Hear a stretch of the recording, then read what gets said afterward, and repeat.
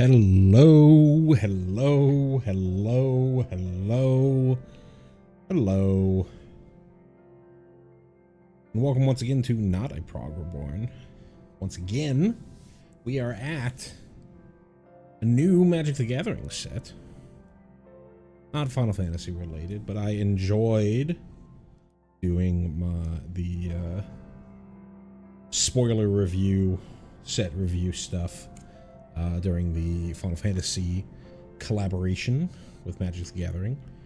And I haven't been using this channel for much of anything else, so I figured this would be a good time to talk about some Magic cards. I've been mostly playing a lot of Magic since I've not been doing the Prog Reborn stuff. As far as what's been happening in Magic, if you haven't been following the scene, there was a big set of bans, maybe, I think that was 2 weeks ago, that really has shaken up the format and allowed a lot of the cards that were in Final Fantasy that you mostly could just look at and you could give an optimistic perspective on it, but really it was difficult to evaluate in such a hostile and fast environment, while a lot of those Final Fantasy cards are now playable and doing fairly well. I went and hit Mythic again, this time with Azorius Control. I kind of waited till the... Well, no, the bans happened right on the new season, so screwed around a little bit and then just went with good old Azorius Control when I saw that there wasn't just another tier 0 aggro deck out there that was making the format too hostile for Control, and it went pretty well. Beyond that, I've just been screwing around in the play queues, playing a lot of Mardu Control, just ruining people's days by just removing everything, and even in the Control matchups, Jeskai Control is mostly the control deck of choice, and they mostly require creatures to kill you, and so you can do perfectly fine against a Jeskai Control list. If they're playing Jace or they're playing any sort of mill strategy or any sort of like combo strategy, it can be difficult, but it's been fun. But enough about what's been going on with me. This is a return for Magic the Gathering to Universes Within. That's not really the right term, because Universes Within is the term that they use for reprintings of cards that were originally Universes Beyond, but for various reasons, maybe license agreements, etc., they didn't want it in. This is a wholly original setting in Magic the Gathering, continuing on with the stories that have been going on basically since the end of the Phyrexian invasion. The Planeswalkers trying to regain their spark, or discovering the omen paths, things like that. Here, the Edge of Eternities, the Eternities here is the idea of the Blind Eternities, which is basically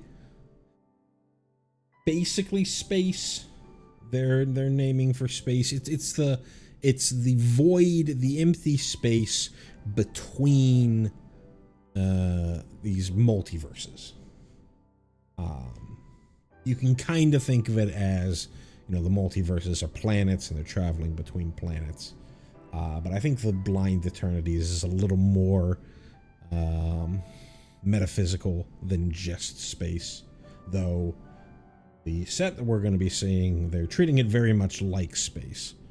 I'm not a huge lore guy on, you know, Magic the Gathering lore. I'm not a Vorthos, as they call it, but I do know that there's going to be some amount of Eldrazi. I know that they're bringing back Kavu. There's going to be a little bit of slivers in the set, and I know the set revolves around something to do with some bad organization, some bad force out there wanting to black hole like stars and planets and solar systems and stuff like that, thinking that it's sort of part of the rebirth of the universe or something like that. And I know the fellow that you're seeing on the screen, Tezzeret, who has been in the Magic lore, who is a long-time Magic Gathering Planeswalker, is involved in the story. You can find much more about the story. I believe it's mtgstory.com gets you to the short stories that they have for the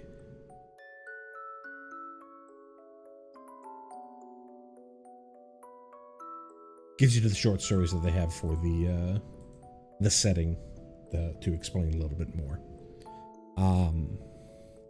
But from my perspective, I mostly care about the cards and their playability and their impacts, most especially on Standard.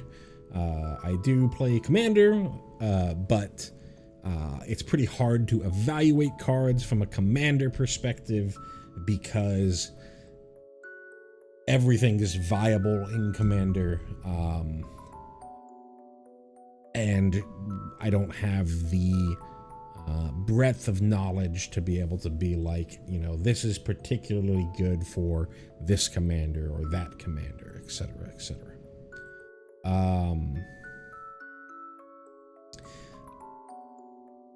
I won't talk a ton about the limited viability, other than just saying, you know, this is clearly meant for limited versus this is clearly meant for constructed, and just sort of in vague generalities on things like that. So yeah, without further ado, this one here, we're going to be starting with Anti-Causal Vestige. This is a 6 generic creature Eldrazi. At rare, it's a 7/5 with, when this creature leaves the battlefield, draw a card, then you may put a permanent with mana value less than or equal to the number of lands you control from your hand onto the battlefield, tapped. And it also has a new keyword ability called Warp for 4 generic. And the reminder text here is what Warp does. You may cast this card from your hand for its Warp cost. Exile this creature at the beginning of the next end step. Then you may cast it from exile on a later turn. So when it's in your hand, you could pay 4 generic to cast this, and it goes onto the battlefield. And then whatever the card does is around for that turn until the end step. And then it's going to leave, and it doesn't just go to exile.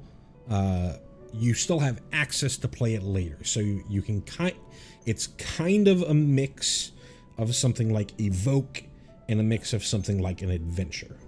You can pay the warp, like evoke. You would pay an evoke cost in order to play a creature, and then it would immediately sacrifice. And the whole reason behind that is that it had some sort of enters the battlefield ability or leaves the battlefield ability on the card, and you would get access to that sooner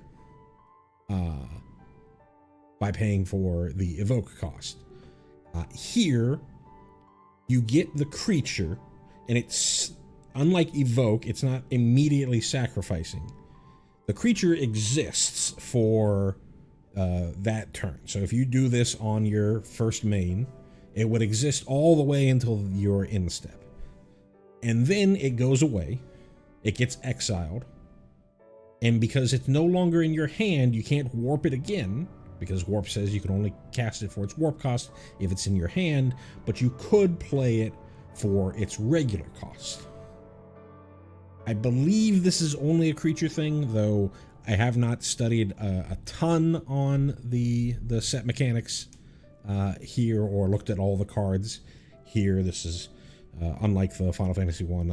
I kind of waited a little bit longer to take a look at these cards. So some of these are going to be my blind reaction to the card.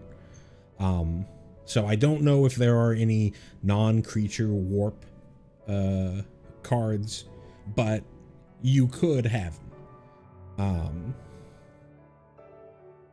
The fun thing about this card, so what this card is, you pay it for its warp. Generally, you're going to have at least 4 lands in play. Obviously, if you ramp into this using non-land ramp, then you could have less, but generally you're going to have at least 4 lands for this card. And so you could, and the way that it's templated is when this creature leaves the battlefield, because warp is not a dies, it doesn't go to the graveyard, it's a leaves the battlefield trigger. So even if your opponent can interact with the anti-causal vestige, you would still get that ability. If they try and kill it before the warp goes away, you would still get the ability to put something into play, which is pretty powerful. Basically, the only ways that I can think that you could prevent this is either stifling the trigger, and you'd want to stifle the leaves trigger, not the warp trigger, because it would go, warp trigger would happen, the delayed trigger of the warp would happen at the beginning of your next end step, and then once it left, then the anti-causal vestige trigger would happen. So you'd have to somehow stifle that trigger, which you could do with like a Tashanis Tidebinder, or in older formats, literal stifle.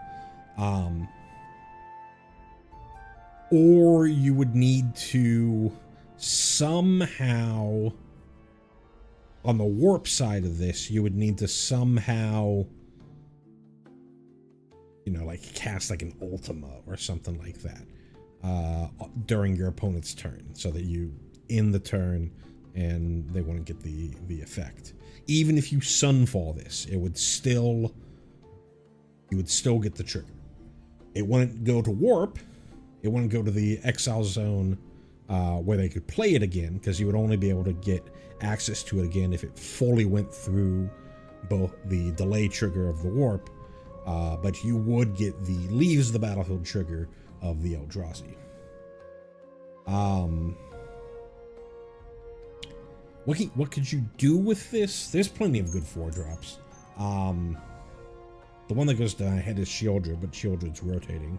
But there's plenty of good 4-drops that you could drop out here. It has to be a permanent, so you can't go anti-causal vestige, warp it, you know, do some other stuff, and then like board wipe if it's like a, you know, Day of Judgment or whatever. But you could put in a the Black Dragon that has discard ward. You could You couldn't put things like impending overlords because its mana value, it has to have the mana value less than or equal to the number of lands. But you could put down, I guess you can't put down one of the rooms. You could put down a Ject. You could put down a Fenrir. There's plenty of things to put down for 4, and then later on doing it for 6. There's plenty of things to put down for 6. Though you wouldn't get the immediate trigger for the anti-causal vestige on 6. So you are in this little awkward spot because it's a dice trigger. You're gonna have to sit there and like hold on to something that you want to play for free, which is a little awkward. Standard playability, I think it's probably playable, especially the warp, because it has this cheap warp cost. Being able to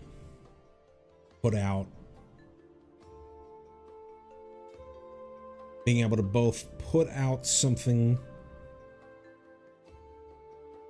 that costs the same as the warp cost, and essentially draw another card by putting the anti-causal vestige into the warp zone.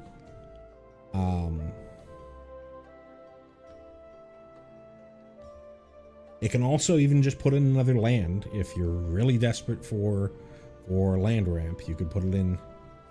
You could use this as ramp. I think it's pretty playable, though you are going to have to, and especially if you draw this later, it becomes very playable because you can just cast it for its warp cost, and you have more than 4 lands. Then you get to cheat something out, and that makes it very, very good. But yeah, a pretty playable card. I can't really think of like the perfect deck for it, but I'm sure that there's something there.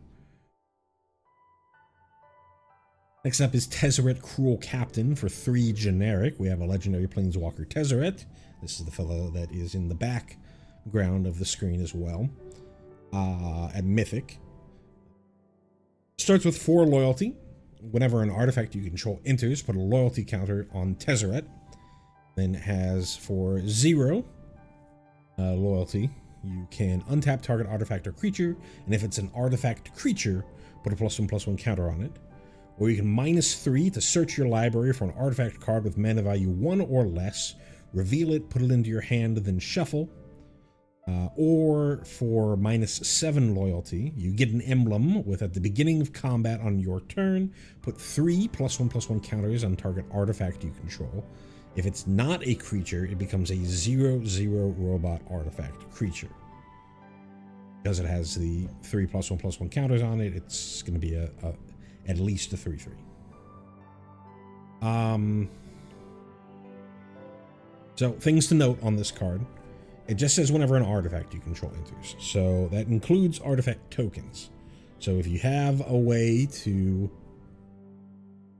generate tokens like a Sentinel of the Nameless City, or a Novice Inspector, or a Spyglass Siren,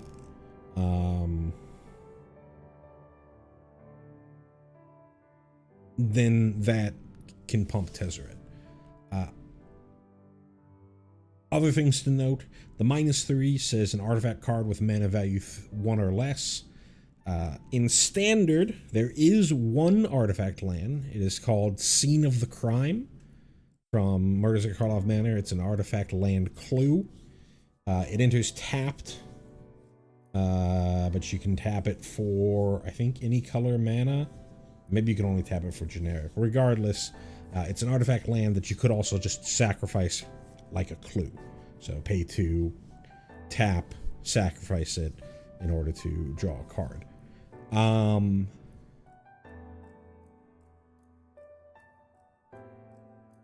I think that Tezzeret is for modern. It doesn't really seem that explosive for standard. I think the goal that you're looking for is if you have an abundance of zero cost artifacts, you're playing affinity. You've got your Mox Opals, your Mox Ambers, you've got your Ornithopters, and then you've got your affinity for artifact creatures that only have generic in their casting costs. Then you can start just dumping tons and tons of these things onto the battlefield and try and get to 7 loyalty the turn you play it, so that you can crack it and immediately start making these really difficult threats against your opponent, because it turns into an emblem, and now every single Ornithopter you draw is a 3/5 flyer. Or you can start turning your, your random other artifacts, your Mox Opals, your Mox Ambers, stuff like that, into artifact creatures that can start beating down. You might even think about something like this in like maybe a Lantern control. You play this alongside your Lanterns of Insights and stuff like that, and that gives you the opportunity to clear the top of an opponent's deck multiple times, because you can tap your thing, use the 1 for Tezzeret to untap it. Also lets you search for a Lantern, search for a Codex Shredder, search for stuff like that. They all pump up the Tezzeret, and then you have a secondary win condition other than just boredom of beating them to death with your Lanterns of Insight and your Pixis of Pandemoniums and stuff like that. We do technically have Mox Jasper in Standard right now, but there's no world where I'm just playing Mox Jasper just so I can get a free trigger for Tezzeret. He himself is not an artifact, so like I don't even feel like he works very well in like your Azoria synthesizer style decks. I feel like he's specifically here for Modern, and I don't really play Modern, so not really that a big of a draw for me.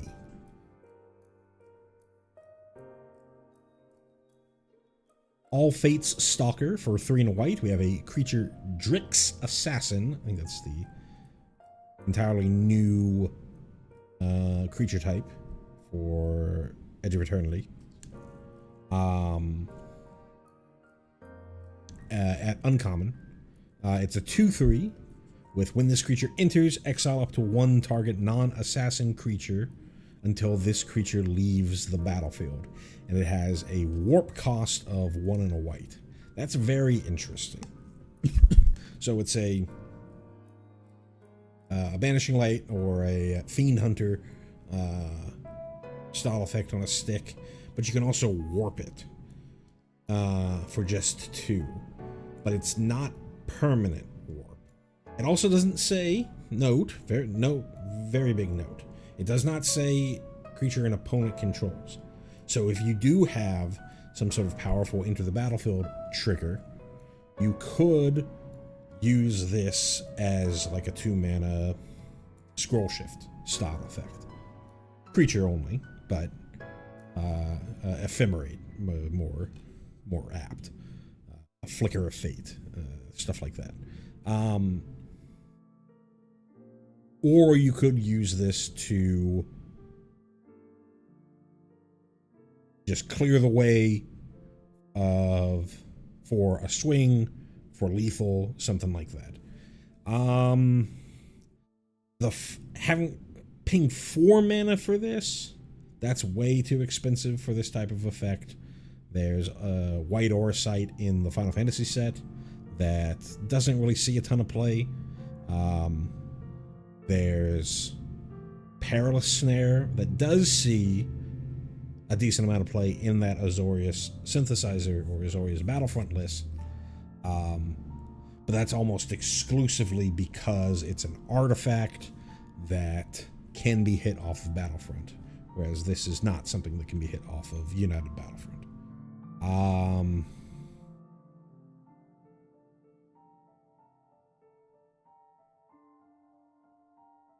Interesting limited card. I don't think that it's going to see constructed play.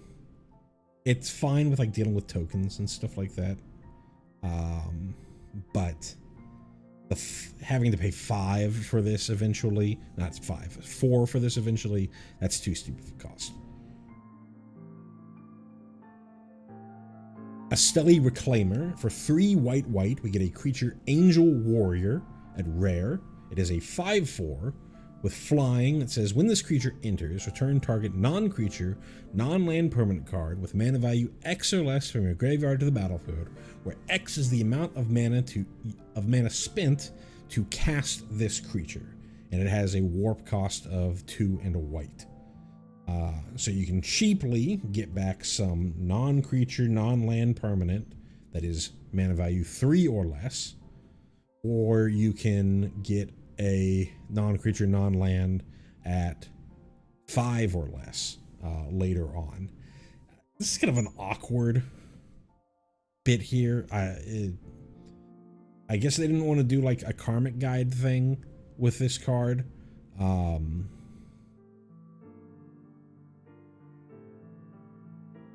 Bringing back, like, I'm trying to think, what are some things that you could bring, that you could reasonably want to bring back that are non-creature, non-land? Like, you could, a temporary lockdown. That's rotating, but bear with me. A temporary lockdown style effect, a perilous snare style effect, a caretaker's talent that got blown up or that you had to mill over for some reason. Just sort of redundancy on that type of effect.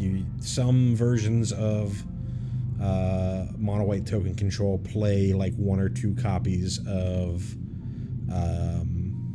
builder's talent as a way to both gum up the works so that they don't get run over too early, and as a way to potentially bring back,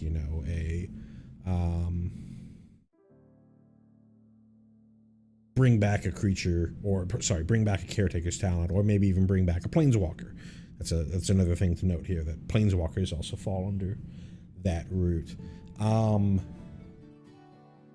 We are losing Jace. I think this would be decent in a sort of blue-white control list that was sort of relying on Jace, because you could go turn 4 Jace, crack, -5, kill your Jace, dump it and make your opponent mill 15, and then turn 5, a Stelly Reclaimer, bring back your Jace from the graveyard that you know is going to be there because you just cracked it, and do it again to try and like turbo mill out your opponent.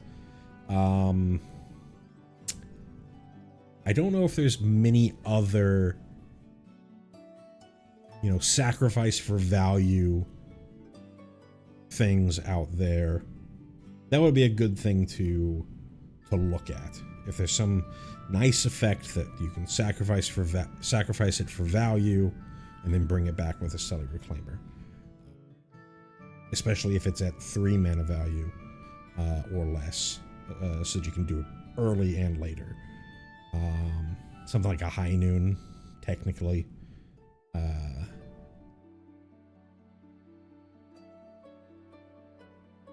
Interesting card.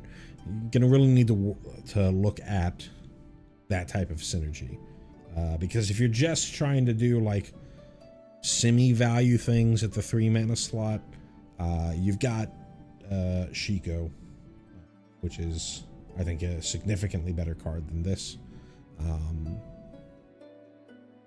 But there are sagas. There's the Sultai saga There's the Jeskai Saga. Those both see a decent amount of play. You can't bring back the summons because they're creatures, but yeah. Someone's gonna need to point out some value train with this, because I'm not seeing it.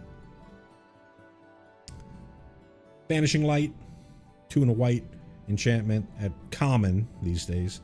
When this enchantment enters, exile target non-land permanent opponent controls until this enchantment leaves the battlefield. I think this is in Foundations. If it's not in Foundations, it's probably in something else. Very, very reprinted, very staple limited card. Has seen fringe constructed play.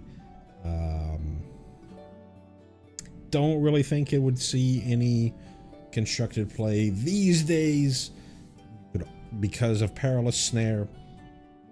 You could argue the existence of Ultima means that Banishing Light goes up a little bit, because Ultima would destroy those Perilous Snares, because those are Perilous Snares an artifact, where this is an enchantment. But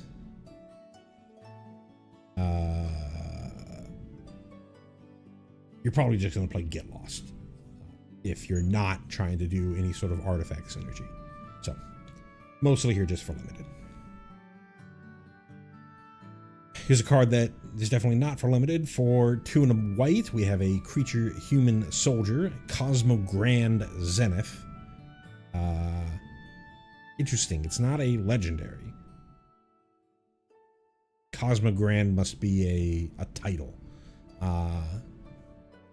So, creature human soldier at Mythic. It's a 2/4 with whenever you cast your second spell each turn, choose one. Create 2 1/1 white human soldier creature tokens. Or put a +1/+1 counter on each creature you can. Imagine thinking, because they went Corey Steelcutter, gave us a set off, and then went Cosmogrand Zenith. And they probably were working on the Final Fantasy set for longer than they were working on the Konzatar here, because they had to take more time to get, license agreements and stuff like that, and work with the other companies. So they were probably like, ooh, this would be great with Corey Steelcutter. Second spell each turn. Psychotic. I don't think that this is anywhere near the power level of Corey Steelcutter, but it is perfectly fine as a playable card for go wide strategies. I think your big issue, if you're trying to do this, if you're trying to be like, hey, I'm going to put this into mono white token control, you're really not casting multiple spells a turn there. So you're not going to get a ton of that trigger, other than like maybe the first turn that no, not even then.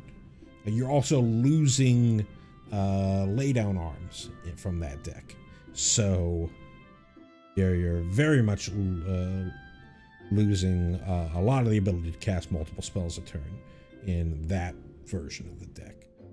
You could argue, play like a Boros version, play some Torch the Towers or Burst Lightnings or whatever have you, to try and trigger this. But I would probably, if I'm just looking to have a token generator for my Caretaker's Talent, or a cheap, a low power creature generator for my Enduring Innocences, Voice of Victory is a much better card than this, because you don't have to jump through those hoops to get the second spell each turn.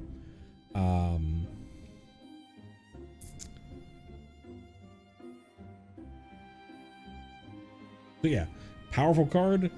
I just don't know what the home is for it, and I don't think that you can just say, oh, I'm gonna make a Jeskai prowess list.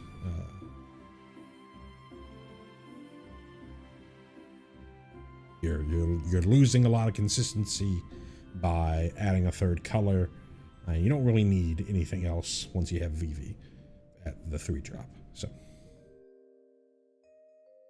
emergency eject for 2 and a white. We have an instant at uncommon. It says destroy target non-land permanent. Its controller creates a lander token. So this is a new token type coming out of the set. So lander tokens are artifact tokens that have, for 2 generic, tap and sacrifice, you get a rampant growth. So you search your library for basic land, put it on the battlefield tapped, then shuffle. So when I first, this is one of the few cards that I've seen already. When I first saw this card, my immediate thought process was, this is probably just a worse Assassin's Trophy. Assassin's Trophy is in standard right now and sees virtually 0 play. Where, obviously, that's black-green versus much more splashable with this, but it's a very similar idea in that you're giving your opponent some sort of ramp in order to have flexibility of destroying basically anything. I think it's not quite as dire as Assassin's Trophy, because I'm forcing unlike Assassin's Trophy, which gives them the land ramp for free, unless you're hitting your opponent's land, because Assassin's Trophy can target any permanent. Unless you're hitting your opponent's land, you're able to, you're automatically giving your opponent some sort of ramp for free. Here they get this lander token, but if they want to get the rampant growth, they have to spend 2 mana on their turn. I guess it's not technically not on their turn. They have to spend 2 mana in order to get that ramp. So it's not totally for free. It could just be something that just sits on the battlefield and they never have the opportunity to use it. Still, I think in any sort of scenario, in any sort of like controlling deck, you're probably just playing Get Lost. Sure, this hits artifacts, whereas Get Lost does not. But basically anything else that you would want to hit with Emergency Eject, Get Lost does it.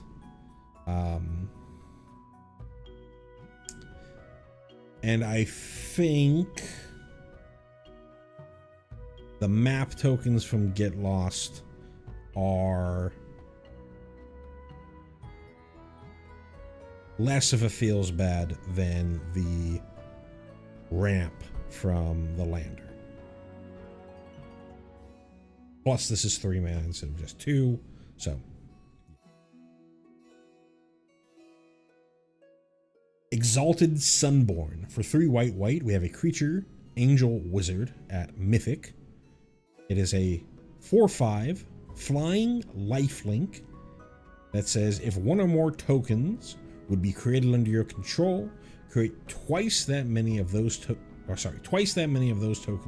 are created instead. And it has a warp cost for 1 and a white. I think this card is close to playable.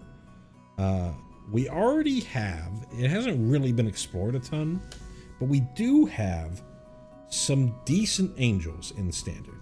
Giada was reprinted into Foundations. Basically has seen no play. In Lost Caverns of Ixalan, we have a reprint of Resplendent Angel. And Resplendent Angel works pretty darn well with Exalted Sunborn, because once you can get 5 life. Luckily, this is not a 5/5. If it was a 5/5, it would be very, very good. So you have to find some way to get 1 extra life. But if you can start gaining 5 life a turn, and you have an Exalted Sunborn and a Resplendent Angel out, then you can, your in-step trigger of the Resplendent Angel creates a 4/4. Instead, it'll be creating 2 4/4s with the Exalted Sunborn app. I don't really think that the warp effect here is that powerful in standard.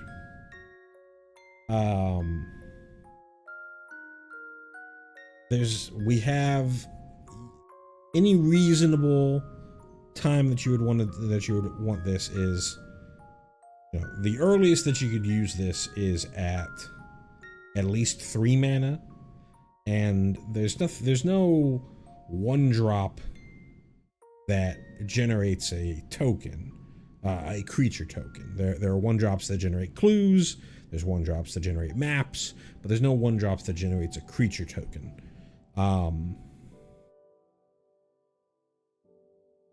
There's no Raise the Alarm, so you can't do it in mono white, but there is, I think it's called Frontline Rush, which is for white and a red.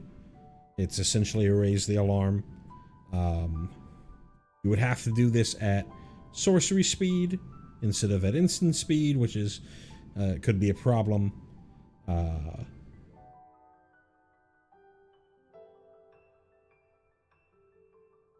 But to try to double this stuff up, you can always, do some setup earlier. You play a Voice of Victory on turn 2.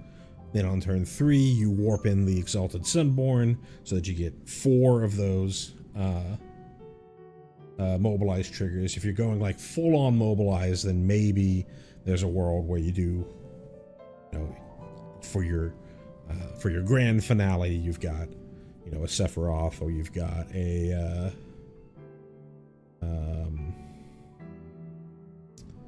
the vampire that drains whenever creatures you control die, or you've got a War Leader's Call or something like that, and you go 5 mana, get out the mobilize stuff. Maybe you've got something going on there for the warp. But I think just trying to play this in some sort of Angels deck, especially with Giada, because Giada would give this a +1/+1 counter, it would work extremely well with Resplendent Angel.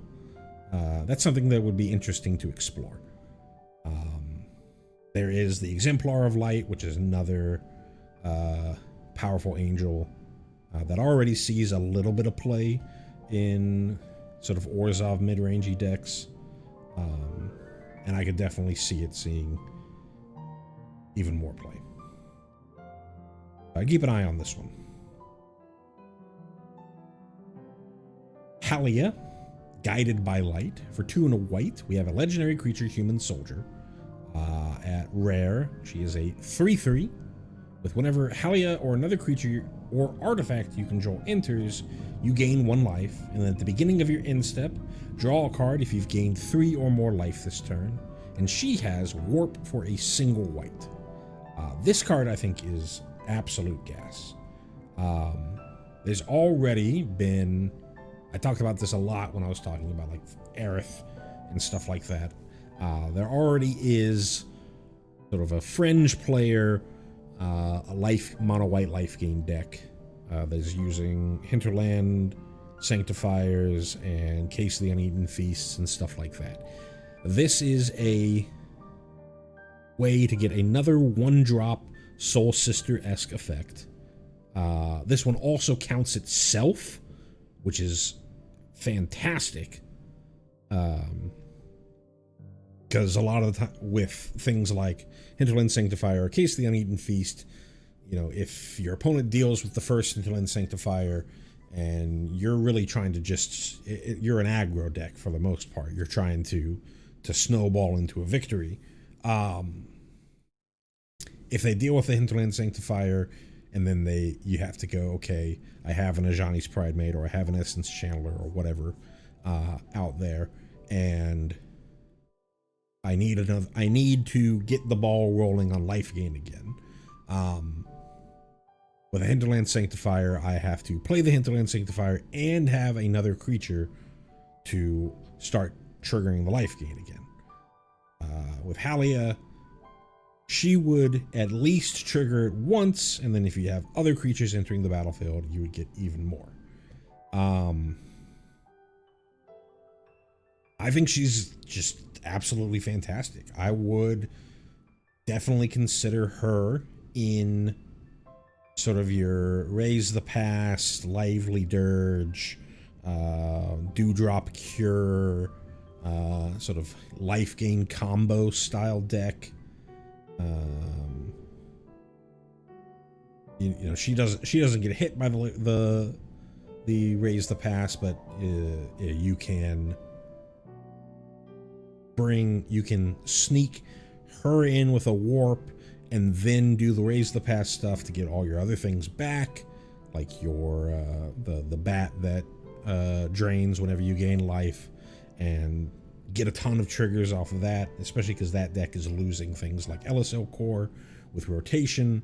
So I think this is a pretty good player, and I haven't even talked about the Gaffer style effect at the beginning of your end step draw card if you gain 3 or more life this turn, which is just absolute gravy on top of a card that I think would have been playable even if it didn't have that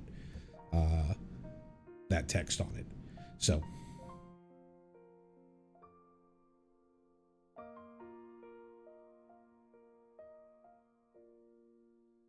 good stuff. Pulsar Squadron Ace for 1 and a white. We have a creature human pilot at uncommon. She is a 1/2. When this creature enters, look at the top 5 cards of your library. You reveal a spacecraft card from among them and put it into your hand. Put the rest on the bottom of your library in a random order. If you didn't put a card into your hand this way, put a +1/+1 counter on this creature.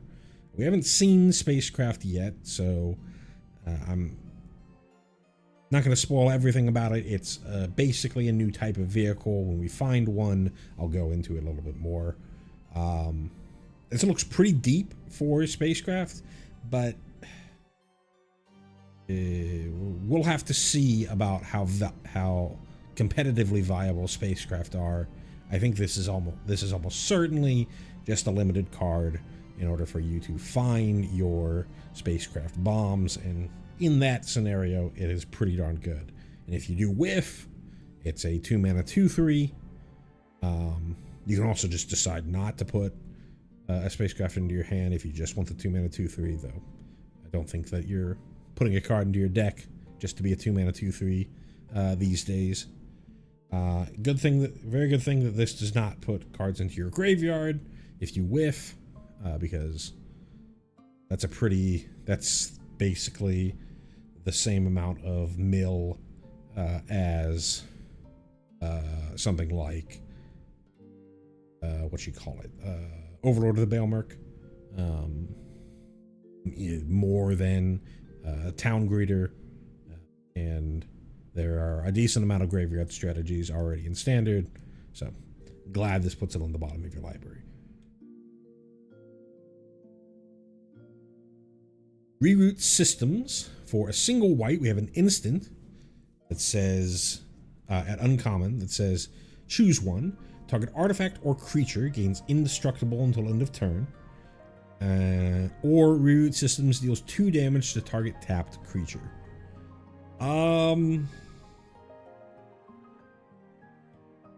I think this is close to playable. I think that it's the flexibility is what makes it close to playable, because Elspeth's Smite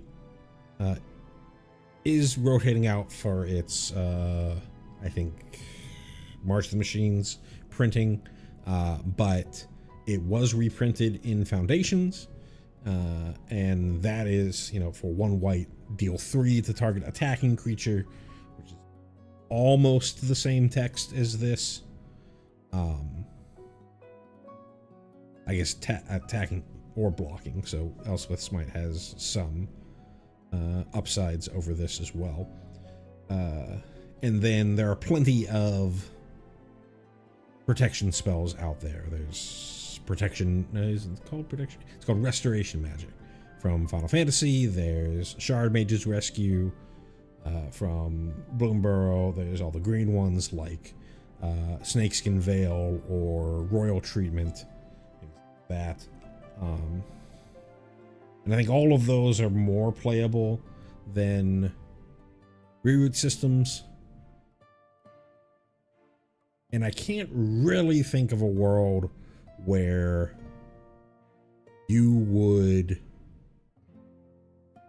want to play reroute systems instead of the cards that you're already playing. There's an argument in the like Boros aggro decks that maybe you play reroute systems because in a pinch, you know, you could use this as removal, you use this at, like your Shard Mage's Rescue, but in a absolute pinch, you can use this as a way to redirect damage from your Screaming Nemesis to your opponent's face in order to prevent them from gaining life.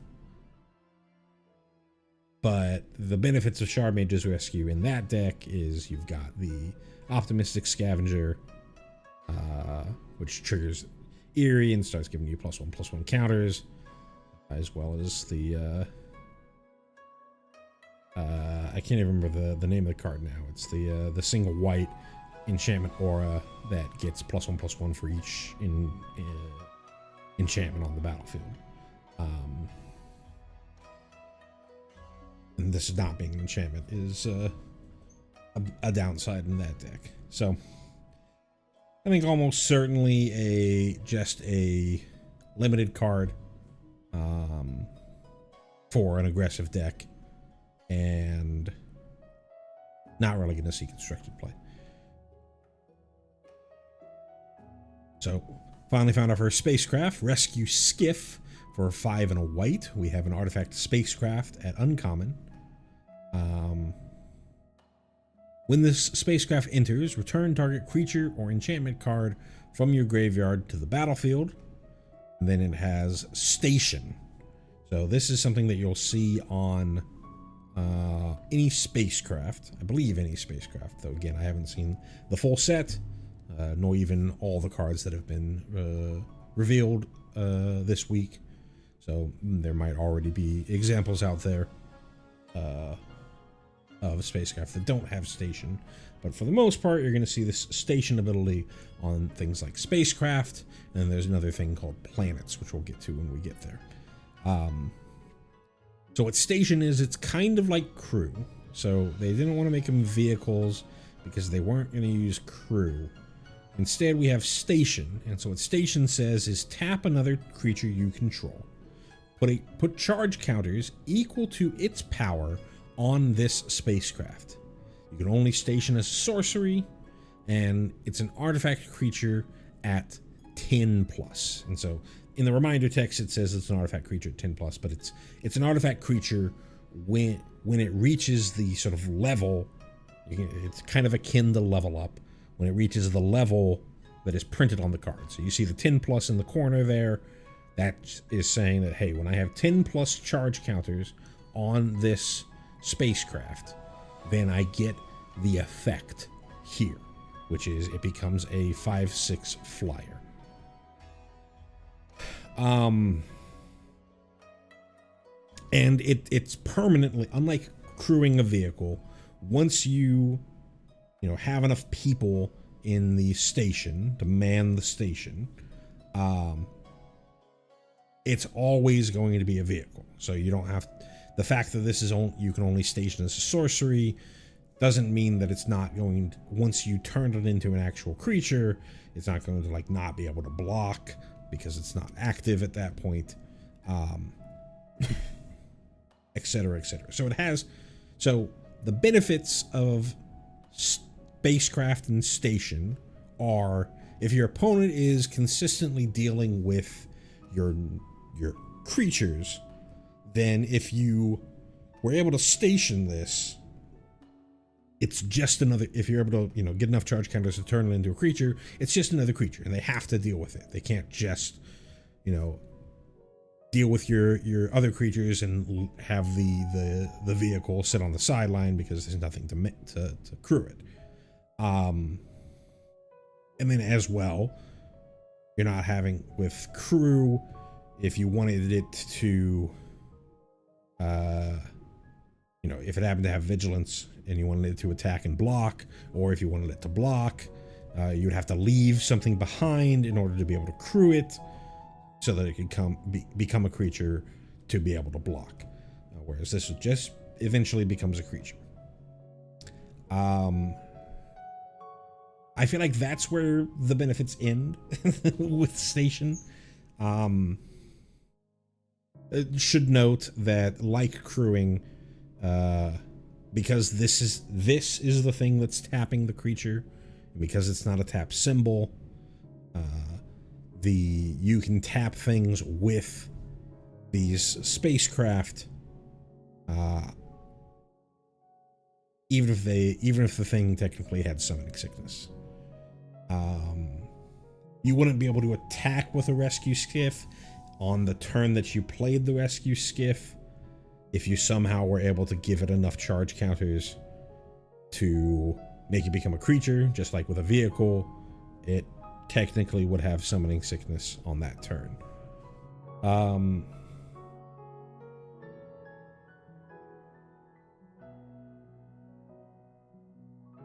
But for the most part, what I've seen of Station and spacecraft is the costs to fully turn these on seem so high, and I hope that it's because they play tested the living daylights out of a card like this, and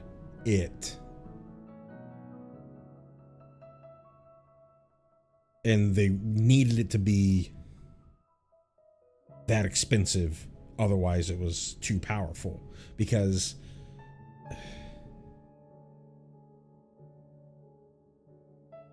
it's gonna be a while before this thing turns on as an actual creature. And when you think about like vehicles, you know, you're really thinking about like these low crew costs, you know, crew 1, crew 2. Once you get to crew 3, it's pretty difficult to actually crew it and turn it into a creature. Here, sure, it doesn't technically have like a specific crew cost, so you're playing like these 1-drops, and you know, if you can eventually just put enough charge counters on it to turn it into a creature, even if your creatures are relatively low power. But you also, because you can only station as a sorcery, you're also in this really awkward position of, I play these creatures, I have these creatures that I'm playing, and then I have to go, I play these creatures, generally I'm playing the creatures, and the turn that they're out, their usefulness is as a blocker. And if I want to crew, if I want to, you know, put charge counters on this spacecraft, then I have to make that decision on my turn at sorcery speed and remove them from being a blocker. Maybe it's too powerful if this wasn't only as a sorcery, but this seems like a pretty low power level effect, this station effect. I haven't played with the cards, so maybe I am completely undervaluing this effect. And I'm not specifically talking about this particular card. I'm talking about station as a keyword. And the power level fluctuates, just like with crew. the lower the station, the lower the, amount of charge counters you need in order to turn this thing on, the much better it's going to be. But from what I've seen so far, it takes a lot to turn these things into actual creatures, and the downsides are numerous. Now, as far as the actual rescue skiff, this is fine. This is okay because it does have an ETB, at least. And it's return target creature or enchantment card from your graveyard to the battlefield. Makes me kind of scared about omniscience stuff, but this is 6 mana, and there's no way to make it cheaper. So, not a huge terror of omniscience combo coming back after it had been basically banned out of the format with this. So overall, I think this card is pretty lackluster. Only thing I noticed, and I just noticed this now, is that kind of looks like Nicol Bolas's horns. Got the little orb up here. There was a name for it between his horns. It's doing this thing right here. I know I'm not a huge Vorthos guy, but I do know that Nicol Bolas escaped whatever prison he was put in at the end of the War of the Spark timeline.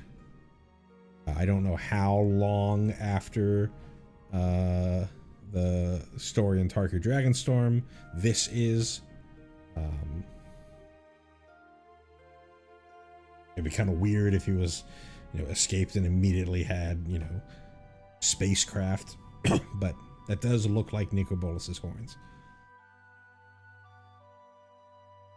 Scout for Survivors. For 2 and a white, we have a sorcery at uncommon. Return up to 3 target creature cards with total mana value 3 or less from your graveyard to the battlefield. Put a +1/+1 counter on each of them. I think this card is fantastic. It's not as massively powerful as something like Raise the Past. Raise the Past, if you build your deck right, you can just reanimate like a huge board, basically do a 4 mana Rise of the Dark Realms, and maybe even combo kill your opponent just off of that. But the flexibility of a card like this, where I can bring back 3 1-drops, or a 2-drop and a 1-drop, or even just a single 3-drop, which in the more mid-rangey versions of your Orzhov Sacrifice lists, where you're playing Sephiroth, possibly you're playing the Soul Sister card that we saw earlier. Maybe you're playing Aerith. Maybe you're playing some other 3-drops. This allows you to bring back those high power things that just get whiffed by Raise the Past, while also letting you bring back many 1-drops, so you can bring back a bunch of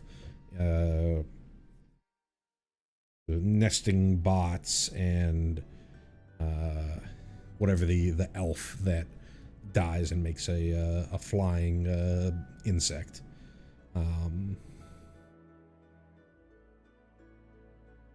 So I think this is pretty playable. Sorcery speed, a little slow. The other thing is they come back with +1/+1 counters on them, so it also just straight up buffs those cards, so that they're a little more valuable in combat. But yeah, I think this is a pretty playable card. I would like to see people try the Orzhov Sacrifice lists that are a little more mid-rangey and are playing things like this, or Lively Dirge, or Dewdrop Cure, instead of just trying to go with the combo kill, Raise the Past stuff.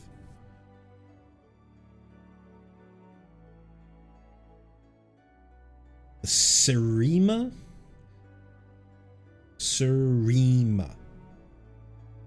Retrieve. Serima. For 1 white, we have a legendary artifact spacecraft at rare. When the Serima enters, Search your library for a legendary creature card, reveal it, put it into your hand, then shuffle. It's a spacecraft, so it has station, and it only requires 7 charge counters in order to become a creature, and it is a 5/5 flyer that has other tapped legendary creatures you control have indestructible. So important things to note here. It's not other like the back half of Cecil, which is like other attacking creatures you control have indestructible. It's other tapped legendary creatures you control have indestructible. So if you're tapping legendaries in order to crew the or station up the Surima, then they'll be protected from like a board wipe if your opponent is trying to do that. Is trying to like recover from doing something like that. Searching for a particular legendary creature.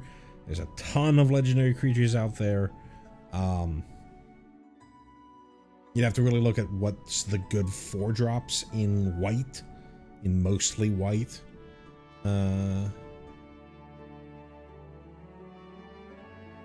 If you're thinking about, curving into there.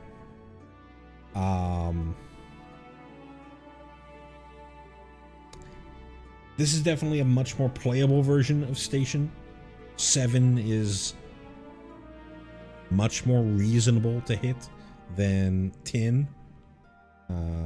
This is probably a decent card, especially if sort of Legends Matter stuff can continue to happen. You're losing a lot. There is sort of a Naya Legends deck that is on the fringes of playability. You're losing Plaza of Heroes, which is a big card to make the mana viable for that deck, as well as provide some additional protection from your lands. But if you can sort of do a mostly white Legends list, then this seems like a good inclusion for there. Starfield Shepherd. For 3 white, we have a creature Angel at uncommon. It is a 3/2 flyer. So 5 mana for a 3/2 flyer. That's pretty bad, but let's keep reading. When this creature enters, search your library for a basic plains card or a creature card with mana value 1 or less. Reveal it, put it into your hand, then shuffle, and then this has a warp cost of 1 and a white. This card's fine. It's another Angel. So again, keep in mind, we do have Giada. Just talked about Angel synergies with that other Angel that helped you make tokens.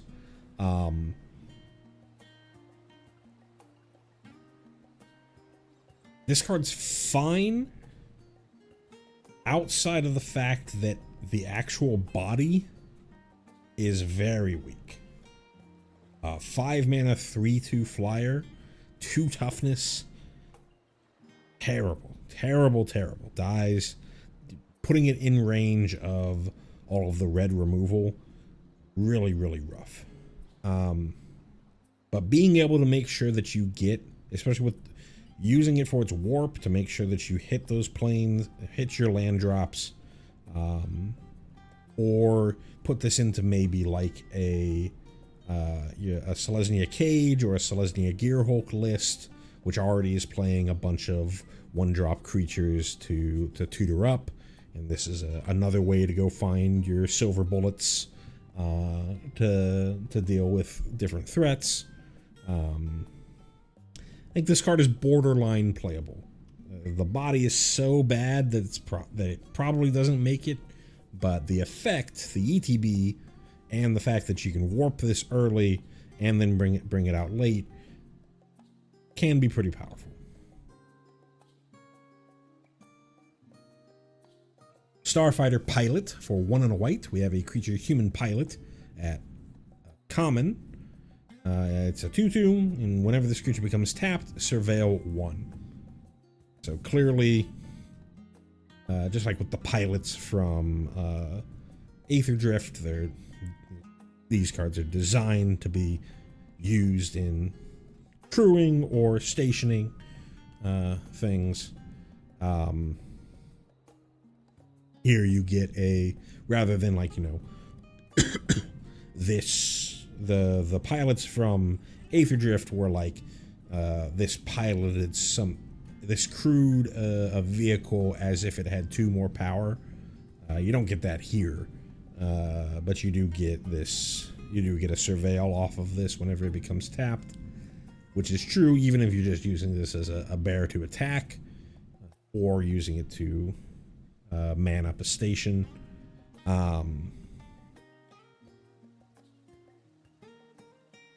It's a bear. It's for limited. It's part of the limited cards for the set mechanic, and not much more. Starport Security. For single white, we have an artifact creature, robot soldier at common. It is a 1/1 with 3 in a white, 3 generic in a white, and tap to tap another target creature. This ability costs 2 less to activate if you control a creature with a +1/+1 counter on it. A 1-drop artifact creature is decent. If you're trying to do some sort of like artifact aggro kind of thing, I don't really think that it's gonna work anymore with the with the removal of Gleeful Demolition and stuff like that. But maybe some sort of white weenie style thing, or weenie style effect. There's plenty of ways to get a +1/+1 counter from map tokens or anything like that. And then 2 mana for a tapper is fine. I guess there's Curl, which is also 2 mana for a tapper. This is a limited card. I was trying to talk myself into it because it was a 1-drop artifact creature, but you've got the Magitech soldiers or Magitech infantry from the Final Fantasy set, which are Savannah Lions that are artifact creatures. You've got Nesting Bot. You've got way better options. This is for limited. Sunstar Chaplain, or 1 in a white. This is a creature human cleric. At rare, it is a 3/2.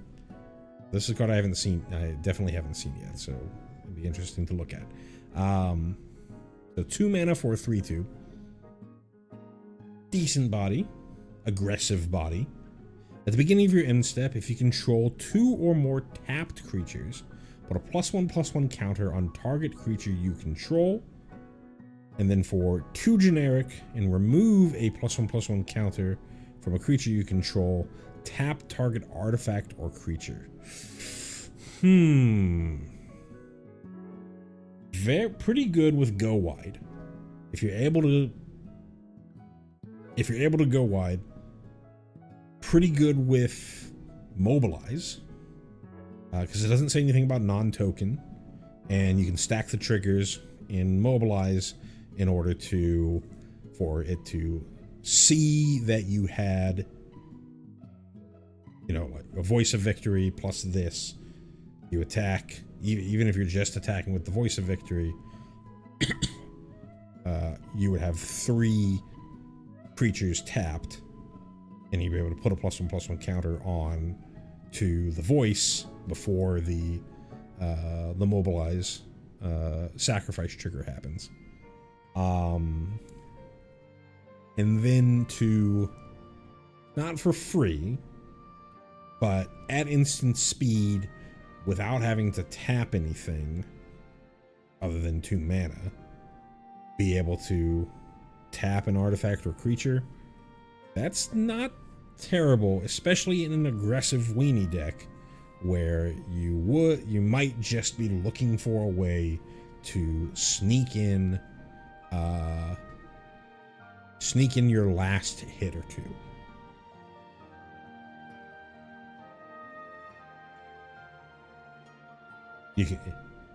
It doesn't require tapping this guy. It doesn't require tapping the creature that had the +1/+1 counter on it. So you can just turn 4, drop this, pay 2, remove a +1/+1 counter from something that happened to get it from some other effect. Clear the way of a blocker to go in for lethal. This is pretty playable in sort of a white aggressive deck. Pretty playable in, I think, I could even see this in, we were talking about, you know, the life gain decks, because those are getting +1/+1 counters all over the place. And being able to just, hey, I have my Ajani's Pridemate, I have my Essence Channeler, my opponent is just trying to, my opponent is not able to deal with the Pridemate, but has been just playing, you know, putting creatures under the bus, trying to keep themselves alive as they're looking for an answer. You just go Sunstar Chaplain, remove one of the +1/+1 counters from your Ajani's Pridemate, tap that blocker, swing in for lethal. I think this is pretty playable. A pretty playable card.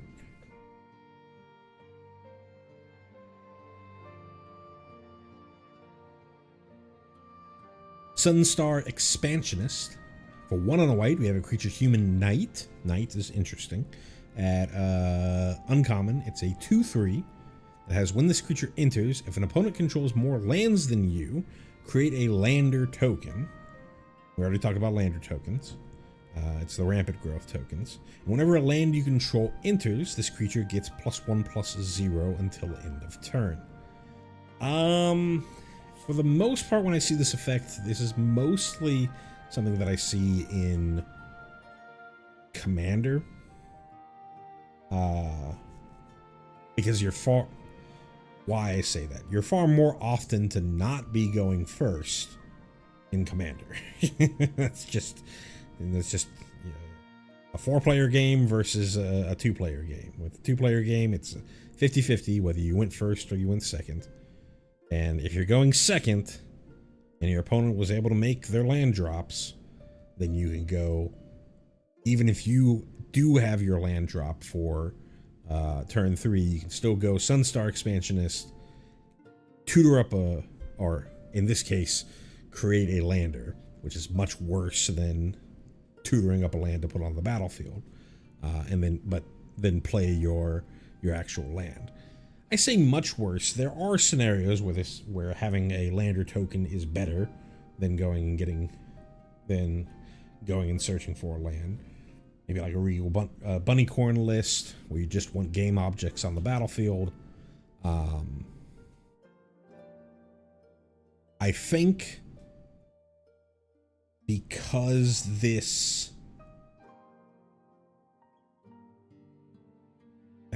in 1v1 you're far more likely to not be second than you are in Commander.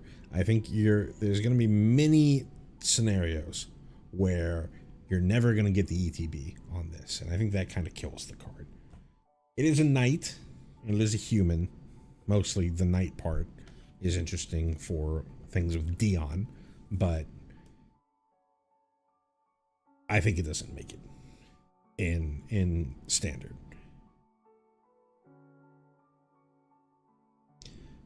Next up, we have onto the blue cards. We have Annul for a single blue. This is a reprint.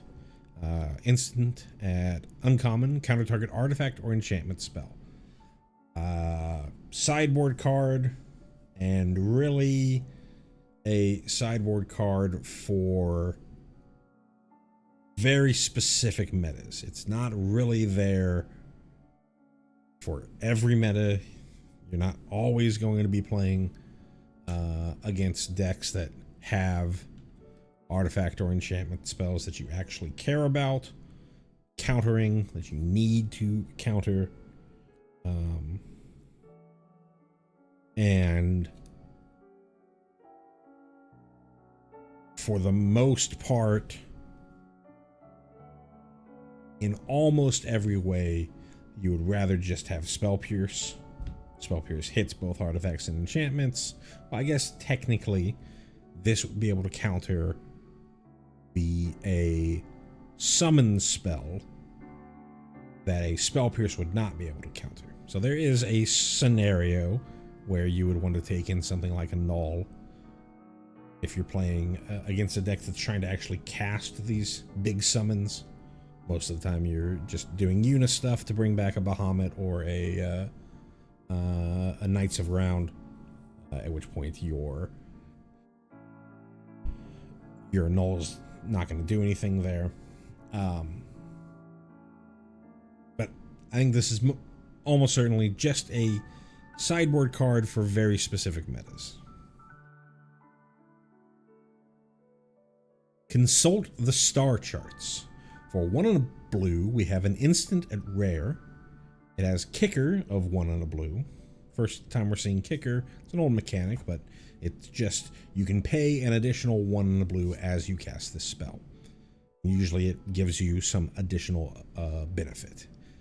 And so here it is. Look at the top X cards of your library, where X is the number of lands you control. Put one of those cards into your hand. Put one of those cards into your hand. If the spell was kicked, put 2 of those cards into your hand instead. Put the rest on the bottom of your library in a random order. Very interesting card. Very interesting card. Currently, some control decks are playing Dreams of Laguna, which is just 1 and a blue, surveil 1, draw a card. This is almost certainly better than that. And I say that, you know, technically surveil puts into the graveyard, stuff like that. But the decks that I see that are playing Dreams of Laguna, they have no graveyard synergy. So they're not going to gain anything from putting those cards into the graveyard. It's just for sort of selection.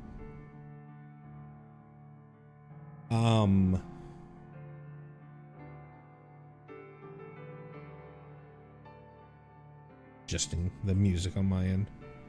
Couldn't tell if it was playing or not.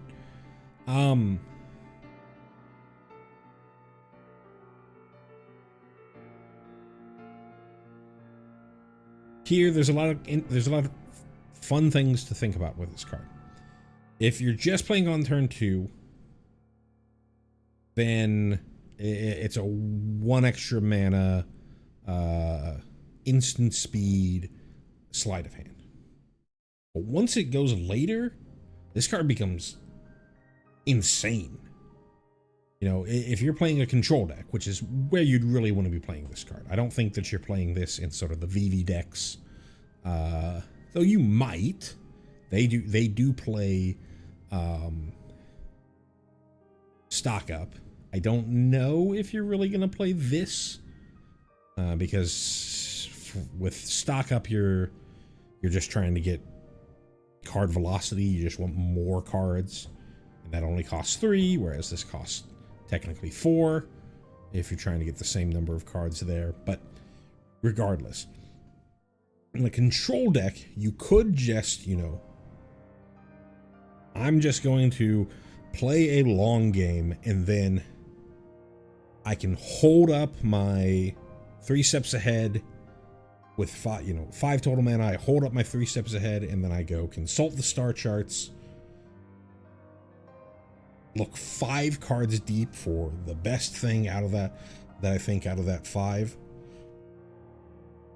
Or much later in the game, as you've got a huge amount of lands, as you've just been dragging the game on as a control player, you're basically tutoring through your deck at that point. I mean, not really, but you're going to be looking at so many cards that you're going to feel like it.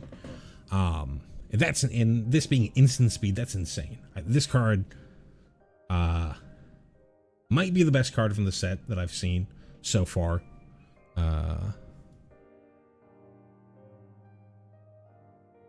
Just at the 2 mana side. Well, you pay 4, it gets even better. This card's insane. Huge for control. For Azorius control, for Jeskai control, the mirror control, any blue-based control deck. This is an insane print.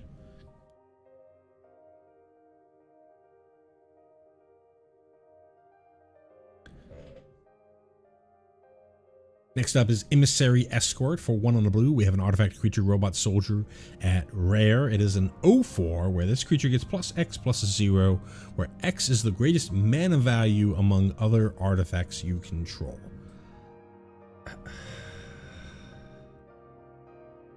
I don't know about this card.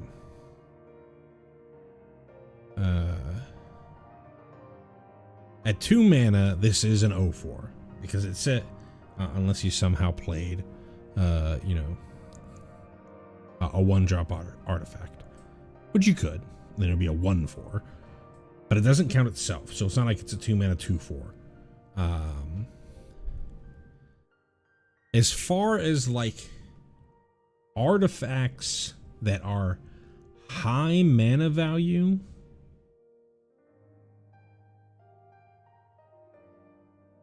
that see standard play, I can't really think of a ton. There's like super fringe stuff like Chimmel.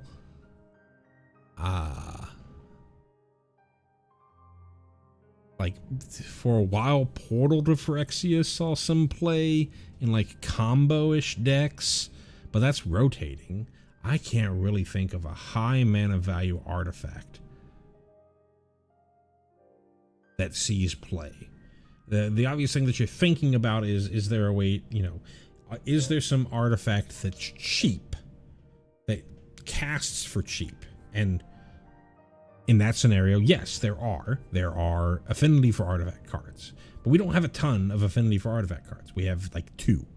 We have Memory Guardian from Aether Drift, which is like 4 and a blue affinity for artifacts, 3/4 flyer, and then Valkyrie aerial unit, which is like 5 blue for like a 5/4 flyer that like drew a card or something when it entered the battlefield.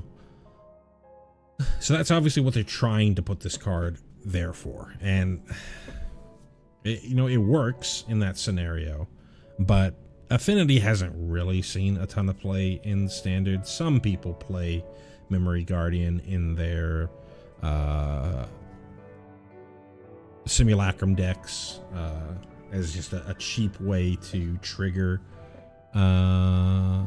Simulacrum Synthesizer.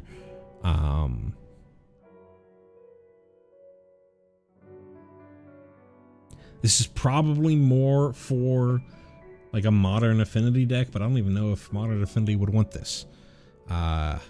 Weird card.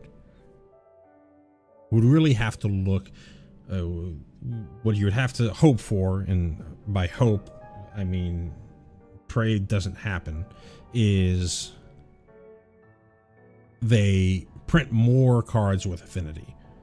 At which point, as you get a larger and larger glut of Affinity cards, then, or either print more cards with Affinity or reprint Ornithopter into the set.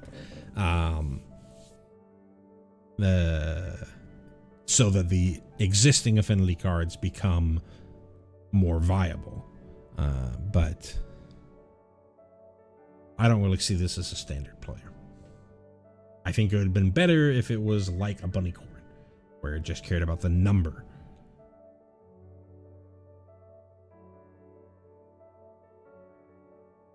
Ilvoy, I'm assuming that's how you pronounce that. Ilvoy Galeblade. For a single white, we have a excuse me, creature jellyfish warrior at common. It's a 1/1 flash flyer with 2 generic, sacrifice this creature, draw a card. Flash flying 1/1 have seen play in the past. I can't remember the name of the card. It's currently in Foundations, but it was really big in the mono blue tempo, mono blue flash deck that won the Pro Tour.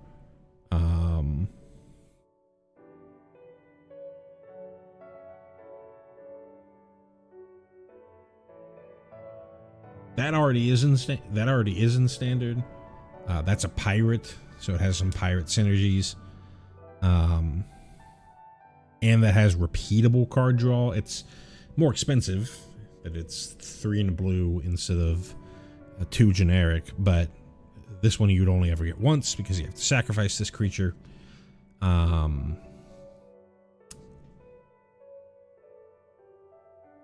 Maybe see some play if people really want to do some sort of flash thing, but you almost certainly, for that type of deck to be viable, you really need a Curious Obsession, Curiosity style effect in standard. There's a card, I think, from Murder at Karlov Manor that kind of is like that, but you're making clue tokens, and that's so much worse. You would need some sort of like real Curious Obsession, Curiosity style effect for these flash flying men to start seeing play again. Mechanozoa. For 4 blue, we have an artifact creature, robot jellyfish, at common. It is a 5/5 that when this creature enters, tap target artifact or creature an opponent controls and put a stun counter on it. And then it has warp for 2 in a blue. So at the 2 in a blue, this is basically a Frostlinks, which is a pretty fine card and limited. Has even seen fringe constructed play, but I mean very, very fringe. I don't play enough limited to know if Frostlinks is still playable in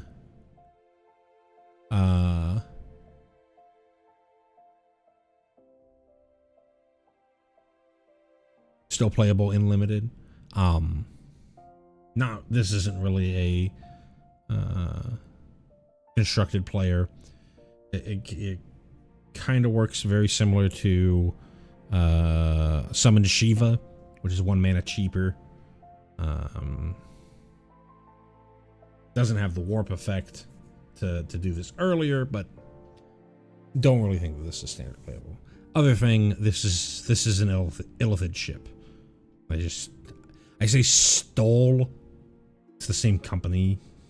You can't really steal it, but this is just an Illithid ship. Memnon.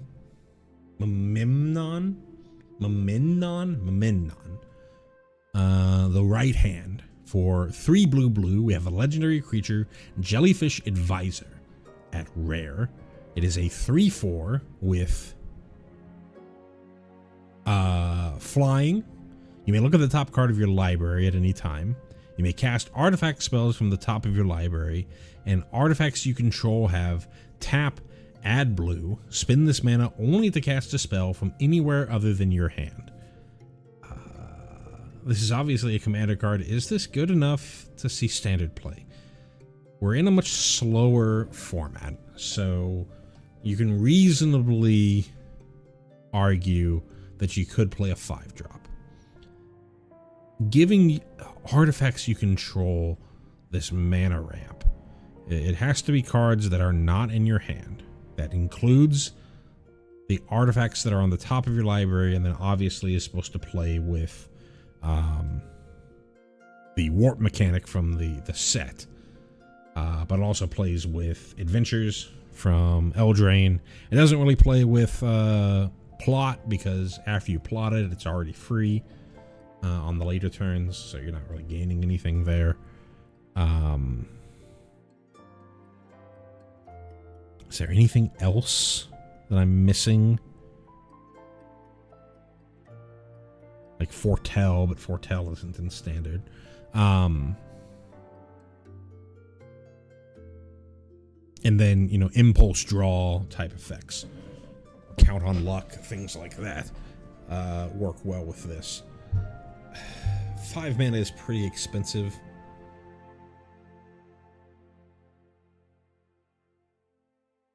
If they had like a blue version of like a count on luck on top of this, then I could see it.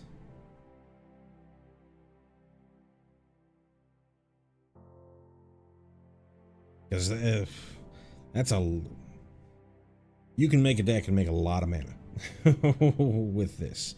You make a lot of artifact tokens, stuff like that. I feel like that's why I feel like this is much more of a commander deck, because you'll have time to set up for your gigantic turn with this card. It's obviously very powerful. 5 mana is a little expensive for such a weak body in standard. But if somebody can break this, it can probably be broken wide open.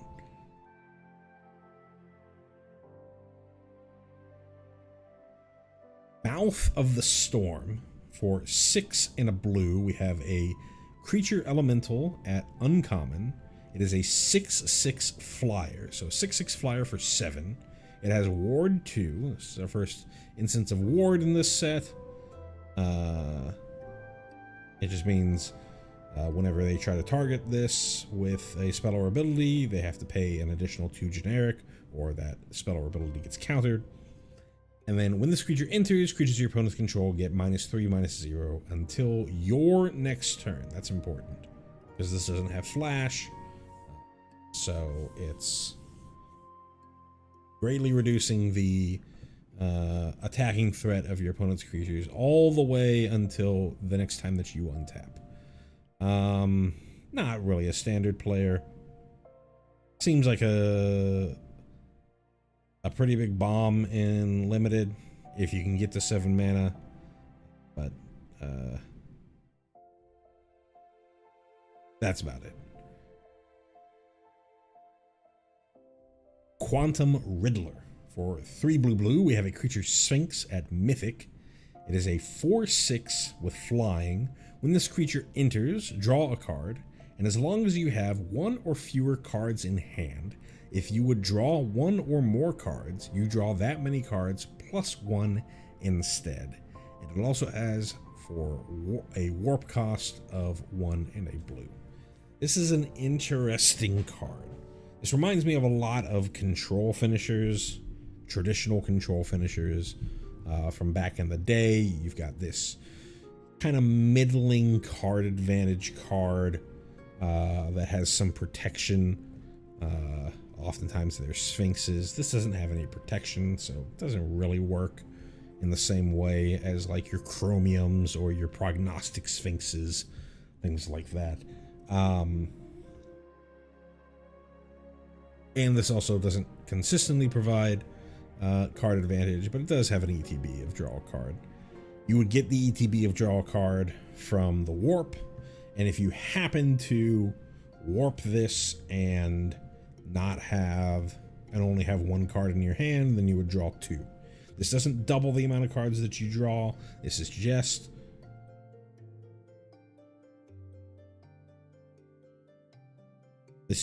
one additional. I believe that if you do something like a wheel effect, Wheel of Fortune effect, you would draw, because the way that it works, you discard your hand and then draw 7 cards. I believe you would draw 8 cards in that scenario, though I'm not 100%.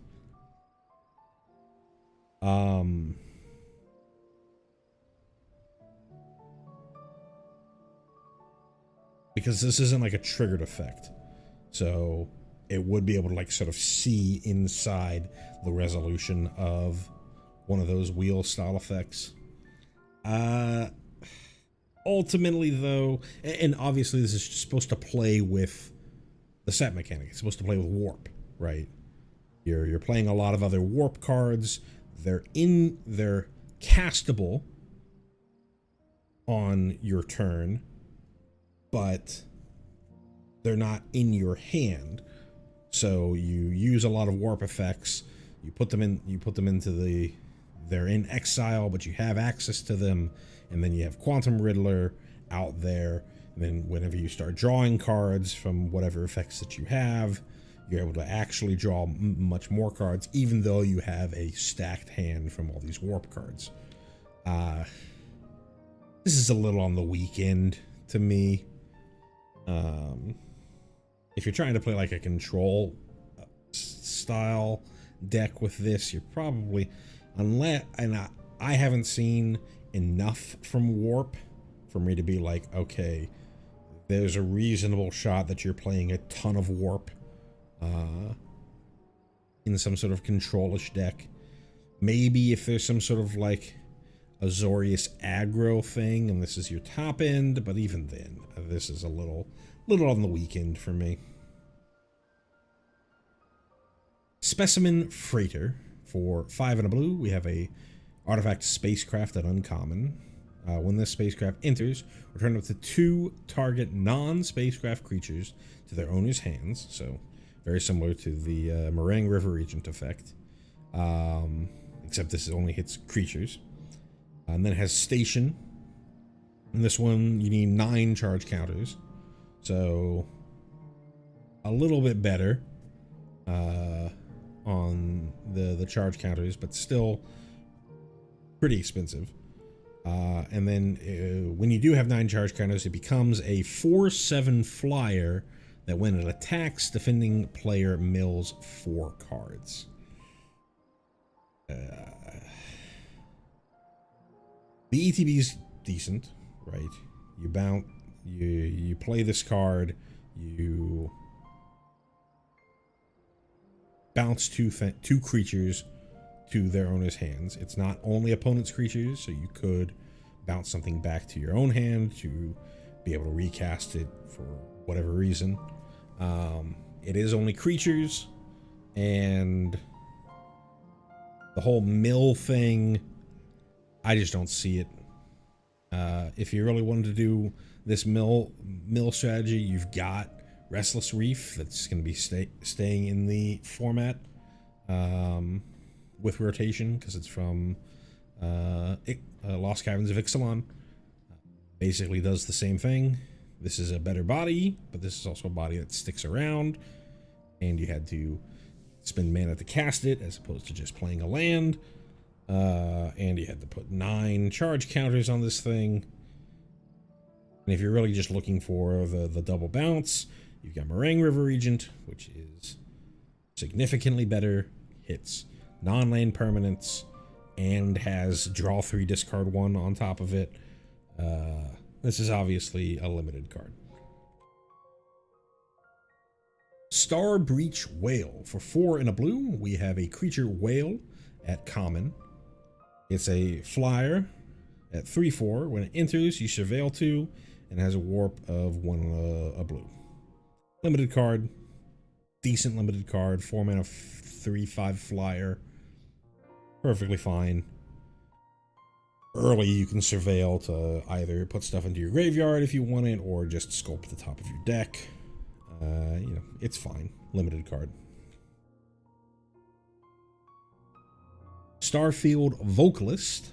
For 3 and a blue, we have a creature human bard at rare. It is a 3/4 with, if a permanent entering the battlefield causes a triggered ability of a permanent you control to trigger, that ability triggers an additional time. So this is Virtue of the same text as Virtue of Knowledge, but on a 3/4 creature. And you can also warp this for 1 and a blue.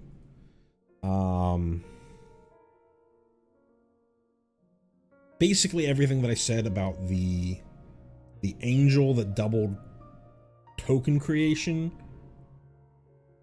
applies here, but it's the body is far worse than that angel, and I don't really know what the world is here. The deck that you're putting into here. Second there, I thought this was like an AI hand, but now I understand what's going on here. We've got a finger here, a finger here, a finger here, a finger here, and a finger here.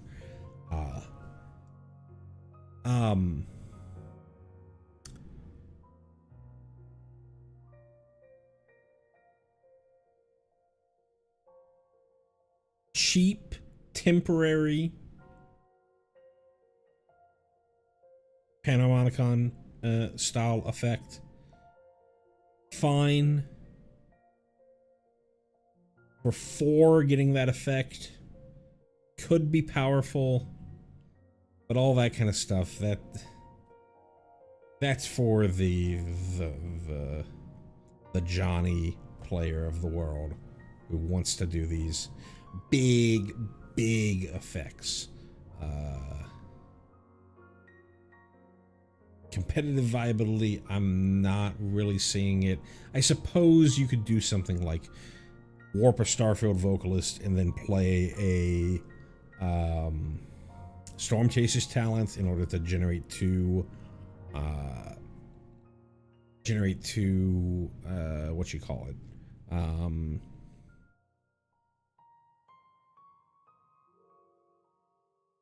prowess otter tokens. Or you could put multiple things underneath a perilous snare. You put this with your simulacrum synthesizer, but all these cards are win more to me. They're way win more to me.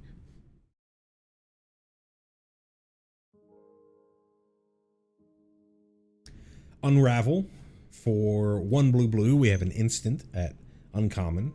This is our 3-mana counter spell for the set. Counter target spell. If the amount of mana spent to cast that spell was less than its mana value, you draw a card. Very interesting. This is obviously to play on the warp effect, but there's plenty of other cards out there.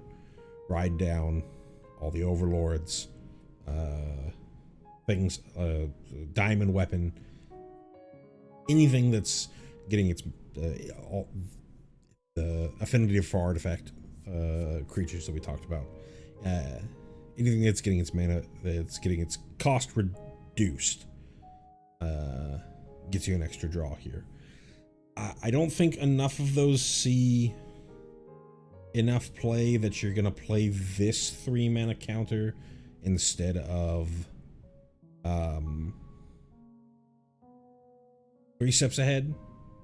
The extra value from 3 steps ahead, significantly better than this.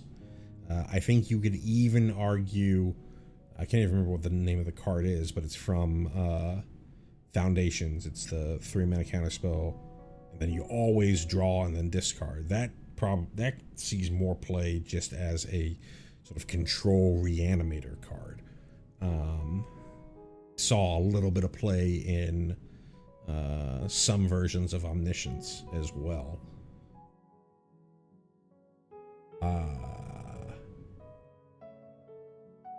I know the Overlords are powerful cards. I don't think that you're going to see them enough that you would consider playing this over 3 steps ahead.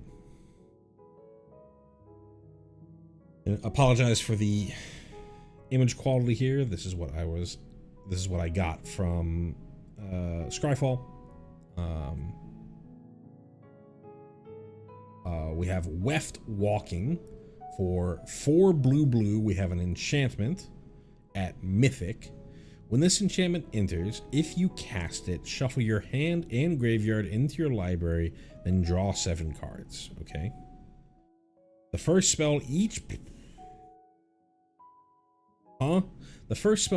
player casts during each of their turns may be cast without paying its mana cost. This card is awful.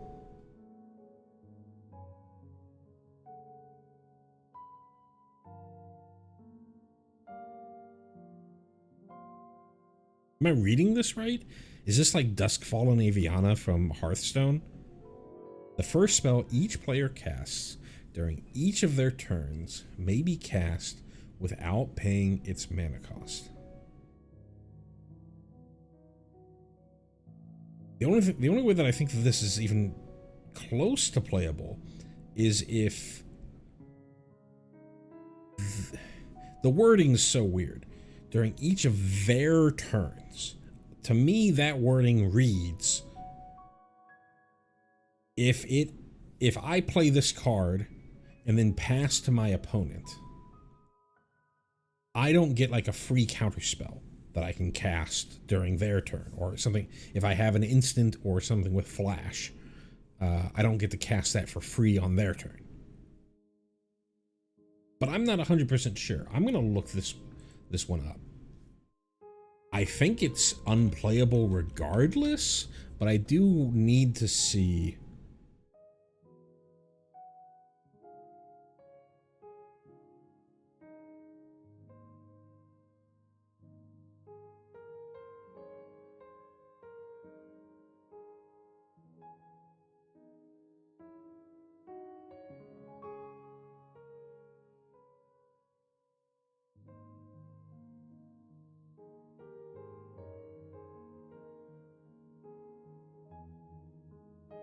Oh, yeah, nope. I'm reading it correctly, and people on Reddit are making the same statement. This is awful. This is you put this in a competitive setting. You put this into your deck to lose. Why do I say this? If I cast this spell,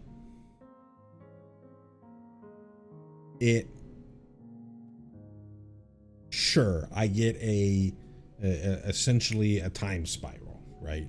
Cool, excellent. But that was my first spell during my turn.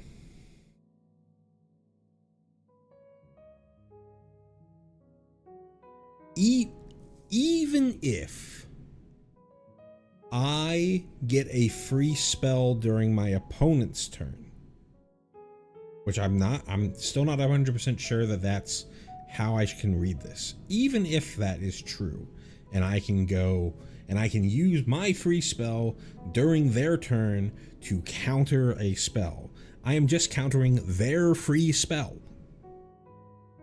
I'm likely just countering their free spell because they're going to play whatever their best card is for free.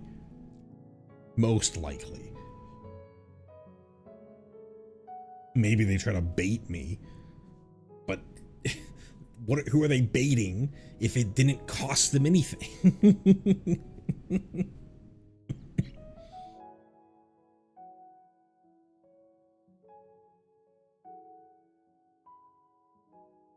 This card's awful. Holy. There has to be something I'm not getting about this. Why would you even play this? Like, you can argue in a group hug commander deck you could play this, but group hug commander deck doesn't necessarily mean I am there to lose. It is I am there to you're all doing something good while I'm letting you do things good, and I'm actually getting a little bit of an advantage here and there because you're doing this good stuff, and I'm trying to play, and my deck is built in a way where the incremental advantage that I'm getting from 3 people utilizing my, group hug mechanic means that I'm getting triple that effect, and I'm going to overpower the board because they keep feeding me and they want me to survive, and I'll eventually just get to a point where I'm unkillable. This is way too much. And you don't get anything from it. Awful card. This is like Scrambleverse level of awful. Why would anyone play this other than to explicitly lose?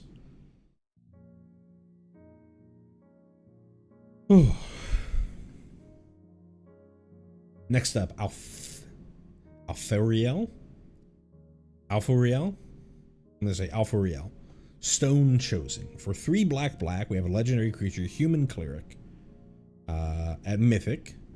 It is a 3/3 that has a ward of discard a card at random. That's a terrifying ward cost.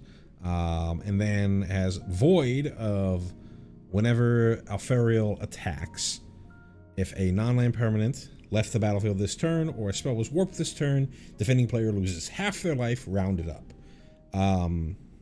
So this is our first instance of Void. It's not a keyword ability, it's a flavor ability or a reminder ability. It's like Revolt, except it excludes lands from leaving the battlefield, but it does include warping things, and they have to explicitly call out or a spell was warped, because the way that it's written, it's a intervening if clause, where,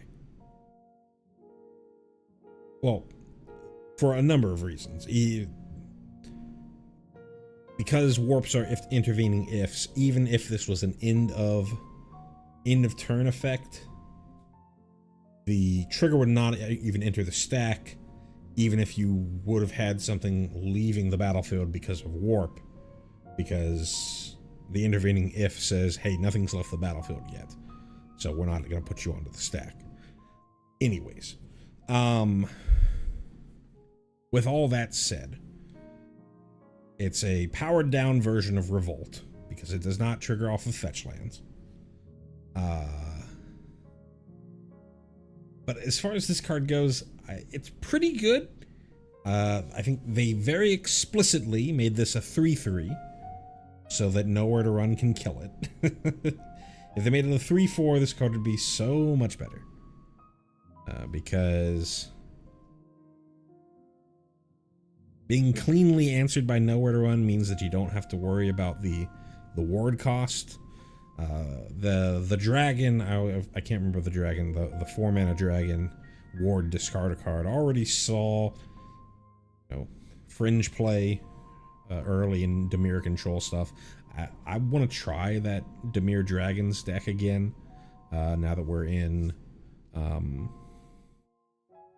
now that we've slowed down in Standard. It's probably not better than the other control lists out there, but be interesting to try, or a Soul Tide version of the deck as well. This card at random is such a punishing effect. But being answered cleanly by Nowhere to Run is rough.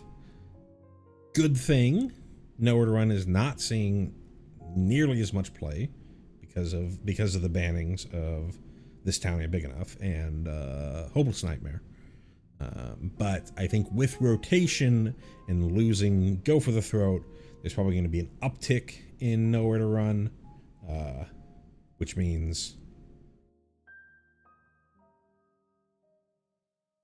Alfariel here is going to sometimes just get cleanly answered. But if it isn't, this is pretty powerful. It's very similar to Unstoppable Slasher, except this is on attack, and I think this kills in 2 turns by itself, whereas Unstoppable Slasher takes 3. So you go in a 20 life game, you go Alfariel attack. This is assuming that you triggered Void each time. Obviously, with Unstoppable Slasher, you don't have to jump through any hoops in order to get this life loss trigger. But let's just assume that you triggered Void every time. Alfariel attacks.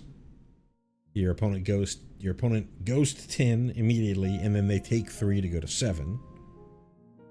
Then Alfariel attacks the next turn. They go to they take 3.5, which turns into 4 because it's rounded up. So they go to 3, and then they get hit by Alfariel, and they die. Whereas with Unstoppable Slasher, they would get hit, go to 18, then lose the life because it's a combat damage trigger. So then they would go to 9, and then they get hit. They go to 7, lose the life, go to 3, then they get hit again. They go to 1, lose the life, go to 0. So a quicker kill with Ethereal, obviously assuming that he can get the hits in. And with Ethereal, you have to trigger Void in order to get that effect. I think that's probably the, other than being cleanly answered by Nowhere to Run, that's probably the biggest downside to Ethereal versus, well, that and being 2 mana more expensive. But having to trigger Void in order to get the life loss is pretty bad there. The body's too weak, I think, for this card to see a ton of play. Because if your opponent is just sitting there with, if your opponent has a creature that you're unable to answer, you can't really attack with Ethereal. Or if they have multiple creatures that are able to just block Ethereal, sure, you'll take that one big swing, but are they just block the Ethereal, and then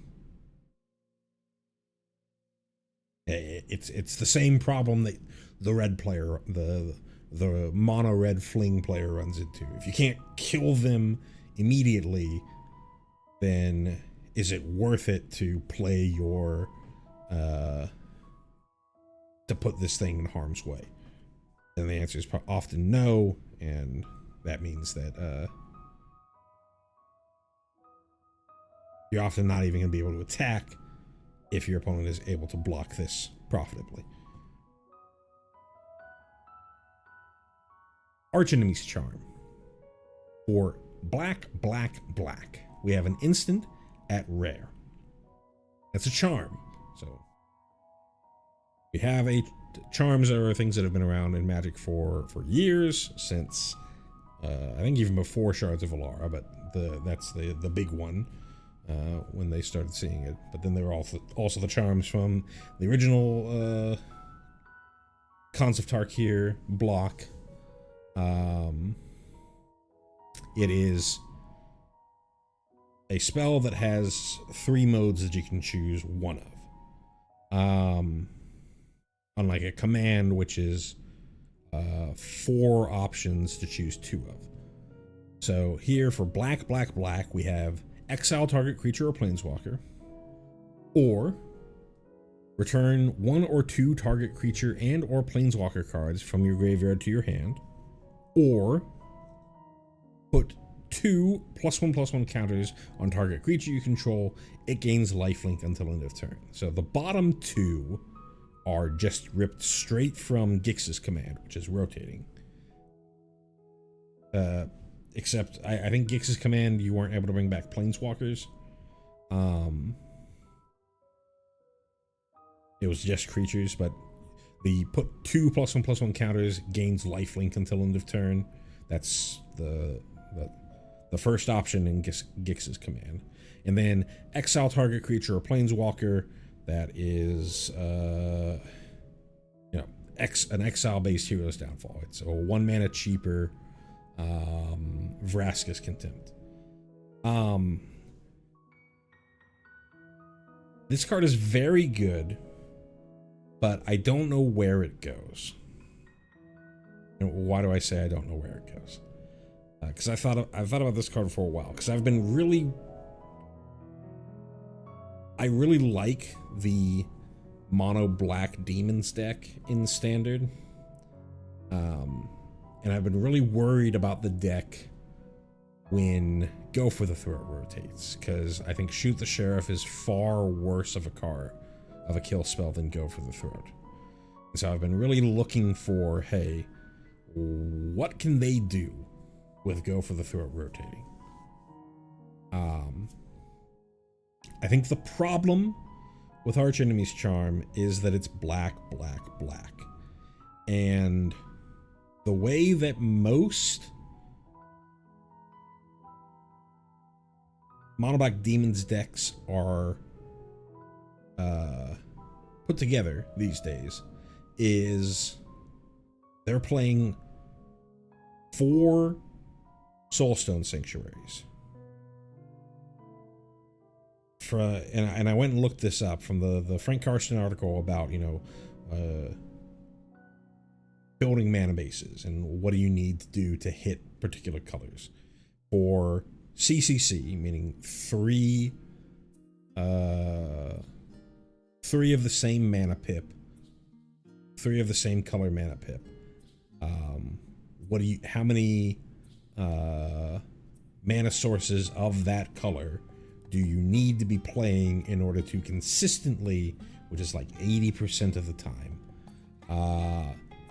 it's more complicated than that, but basically 80% of the time hit that spell on turn 3, and it's like 21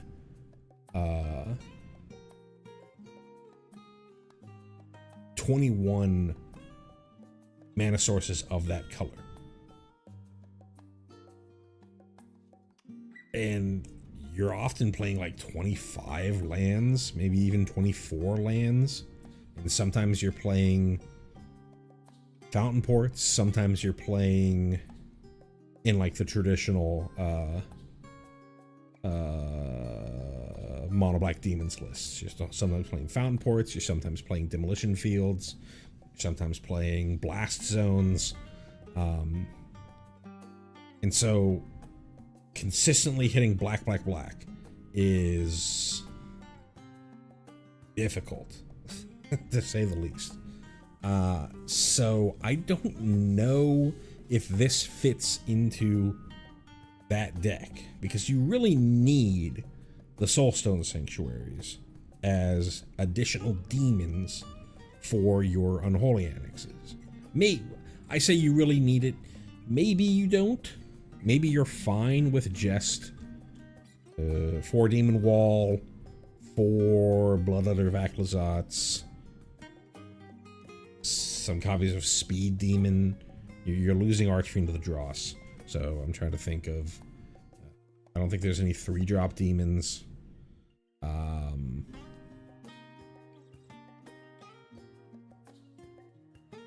Are you really willing to go down what is often your 9th through 12th demon in your deck to just live off of the card advantage? I play that a Mardu controlled list in standard often, and you're able to get, and that has just the I guess you technically have the demons from the other set of Unholy Annex, so I guess it's 13 through 16 copies of the demon. But in that Mardu control list, you're really only playing the demons from the Unholy Annex to be your other demon, but that list has so much life gain from lightning helixes and inevitable ends. Well, I can't remember what the card is. It's the Mardu 4 mana instant that can't be countered. Exile, non-land permanent. Your opponent loses 3 and you gain 3. Inevitable defeat is what it was called. That you can kind of just eat the damage over and over until either you find another copy of an Unholy Annex to make another demon, or you just kill your opponent through all that. I don't know if you really want to go... You're a much more aggressive deck in that mono black list than you are in the Mardu control list. So I don't know if you can really cut, excuse me. Whew. I don't know if you can really cut the Soulstone Sanctuaries if you're trying to play that deck. And so I don't really know if you can play this card in that deck. So maybe there's a mono black control list that is relying on other forms of card draw. There's Dark Confidant. Be playing Dark Confidant if you really want to. Phyrexian Arena was reprinted in Standard if you wanted to just play Phyrexian Arena rather than Unholy Annex, or you just eat it. You try to be a more controlling, play a little bit more life gain possibly, so that you're having to less worry about getting those Soulstone Sanctuaries out in order to play something like this. Because I think this is a powerful effect, and it's a good answer for losing Go for the Throat. It's just, I don't think that you can just slam this into your demons list and be fine with it.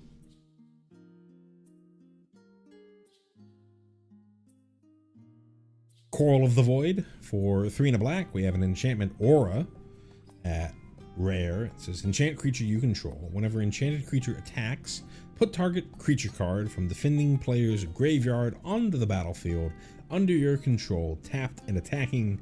And then it has Void. At the beginning of your end step, sacrifice this aura unless a non-land permanent left the battlefield this turn or a spell was warped this turn. Very interesting card. I don't think it's that good, but it's an interesting card. Why do I not think it's that good? It is reliant on your opponent having creatures in the graveyard. Sure, it's technically a format. It's a zombify, but you're relying on your opponent having those creatures in the graveyard. Maybe you're playing mono black mid range. You've used some removal spells on it, on some stuff. You then play Coral of the Void on a creature that you have, and then you go swing in. Like, kind of. Sure, you can get some incidental value, but if you go turn 4 Coral of the Void, attack, bring back something from your opponent, and they go, okay, that sucks. But I'm not playing a reanimator thing. There's nothing in my graveyard that was too big of a deal for my opponent to get. Coral of the Void goes away. Then what happened? I spent 4 mana to get back like a relatively low power creature from my opponent's side. If I'm trying to do some reanimator thing, I'd much rather just be playing Zombifies and building my deck so that I can work with that. And then the blowout potential of this, it's an aura. Your opponent's holding up removal, can't really play this card. So, I think this is mostly unplayable. Decode Transmissions. For 2 and a black, we have a sorcery at common. You draw 2 cards and lose 2 life. Then Void. If a non-land permanent left the battlefield this turn or a spell was warped this turn, instead you draw 2 cards and each opponent loses 2. That's alright. So, Read the Bones-esque effect. A divination in black. So you're having to pay some life instead of just draw 2. If you're trying to do like mono black control stuff, this isn't a terrible card.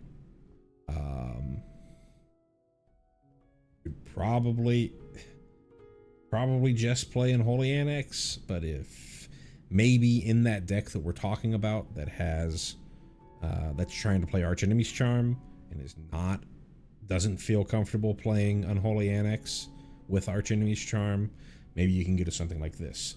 I don't know if there are better options for black for card draw, but this isn't terrible. And if you're late enough into the game that you're able to spend 1 mana to remove a spell or to remove a creature and then use a Decode Transmission, or spend 2 mana and then use it, you can start finishing the game off with things like this, or just beating down on your opponent. So,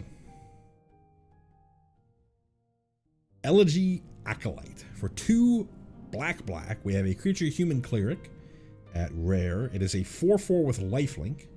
Whenever one or more creatures you control deal combat damage to a player, you draw a card and lose 1 life. And then void at the beginning of your end step if a non-land permanent left the battlefield this turn or a spell was warped this turn. Create a 2/2 colorless robot artifact creature token. So we'll start with the bad. The way that the wording is on this card is not the good way that you want it. It's not Gix from the the Gix card that's rotating. It's not Enduring Curiosity.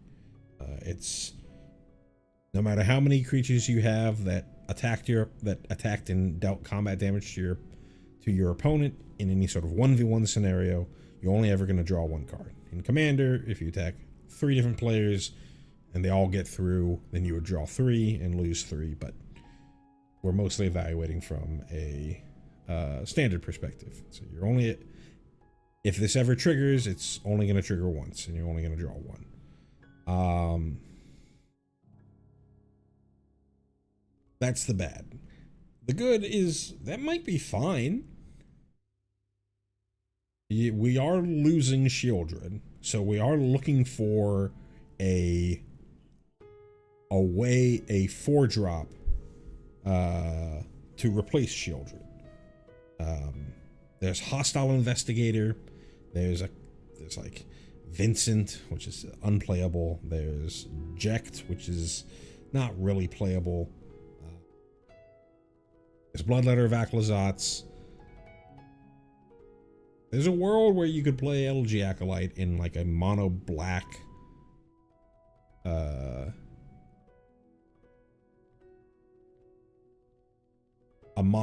mid-range list, or maybe even a mono black control list, because this is bodies in a can. You're gonna get, as you're spending your removal spells, you're going wider and wider and wider. One thing to note with Void is it's just left the battlefield this turn, so even if you're using exile-based removal, you're able to trigger this. So it's not horrible.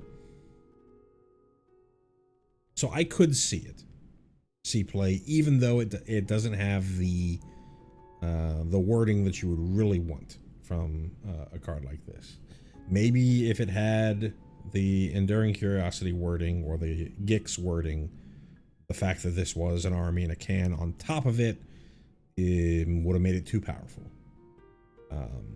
But I think this is fine if you are trying to be mono black and want a creature that gets you card advantage. You know, you Preacher of the Schism kind of does the same thing, but if you're ever behind, it's not drawing you cards, it's doing the army in the can side. This would do both sides.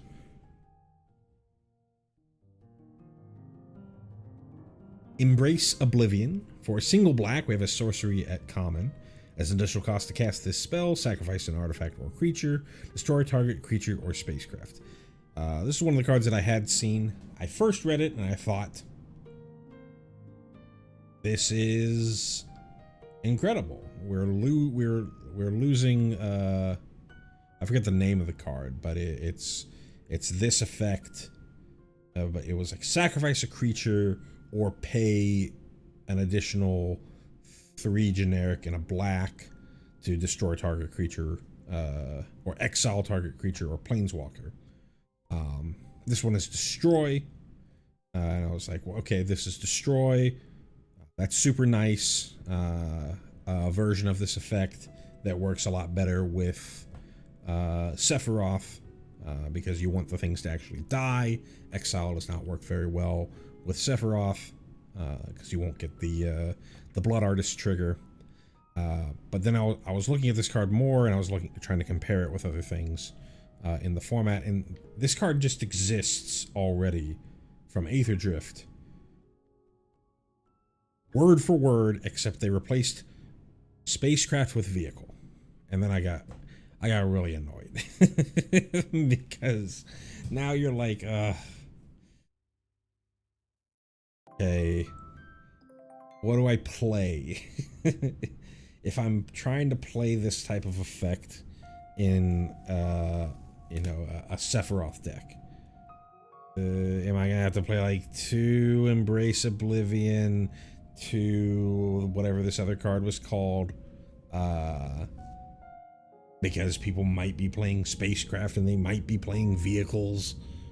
It's sorcery speed, so for like the vehicle version, you know, they can just not crew it. So the vehicle version's a little bit better. If it's a spacecraft, then it's only really a threat once it's already a creature. But I just got super annoyed that there's essentially the exact same card, except it's for vehicles, and they just didn't print a version that was just the strictly better version. You've got this stupid distinction here where you're gonna feel awful. You're only ever gonna remember this card when it feels awful because you wanted the other one.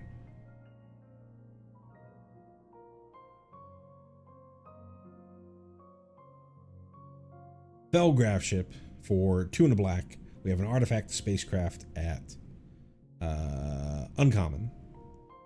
When this enters mill 3, then return a creature or spacecraft from your graveyard to your hand. And it's got station. It turns into a creature at 8+ charge counters, and it's a 3/2 flying lifelink creature. So 3 mana.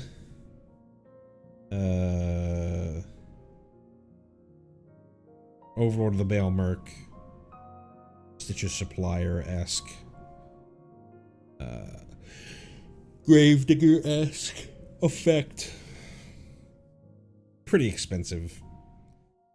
It's gonna take 8.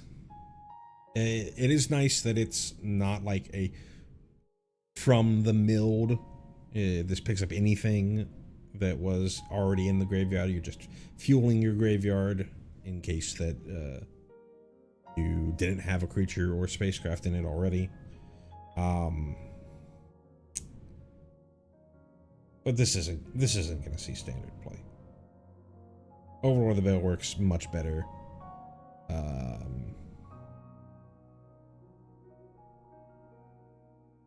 Cash grab, things like that. Dredger's Insight, all that type of stuff is better than this card. Grav Kill for 3 and a black. We have an instant at common. Exile target creature or spacecraft. This is your typical limited removal. Not much else to say here. 4 mana is too expensive for standard. Hole Carver.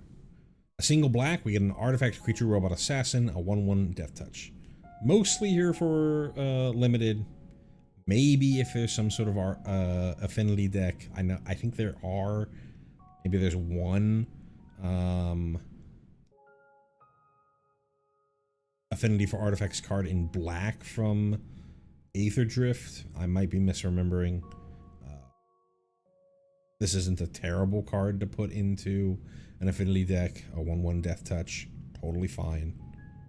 Even in standard, totally fine. I think Finn the Thingbearer rotates. Let me double check on that.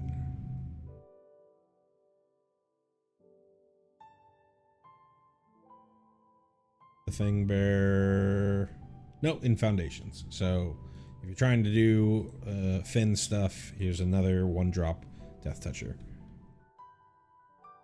You're losing basically all the toxic stuff. So it's going to be much more difficult, but there are people who just like jamming that deck because they think that it's good. It's not, but they think that it's good.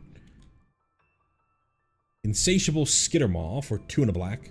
We have a creature insect horror at common. It is a 2/2 with menace and then void. At the beginning of your end step, if a non-land permanent At the beginning of your end step, if Void Claws, then put a +1/+1 counter on this creature. It's a limited card.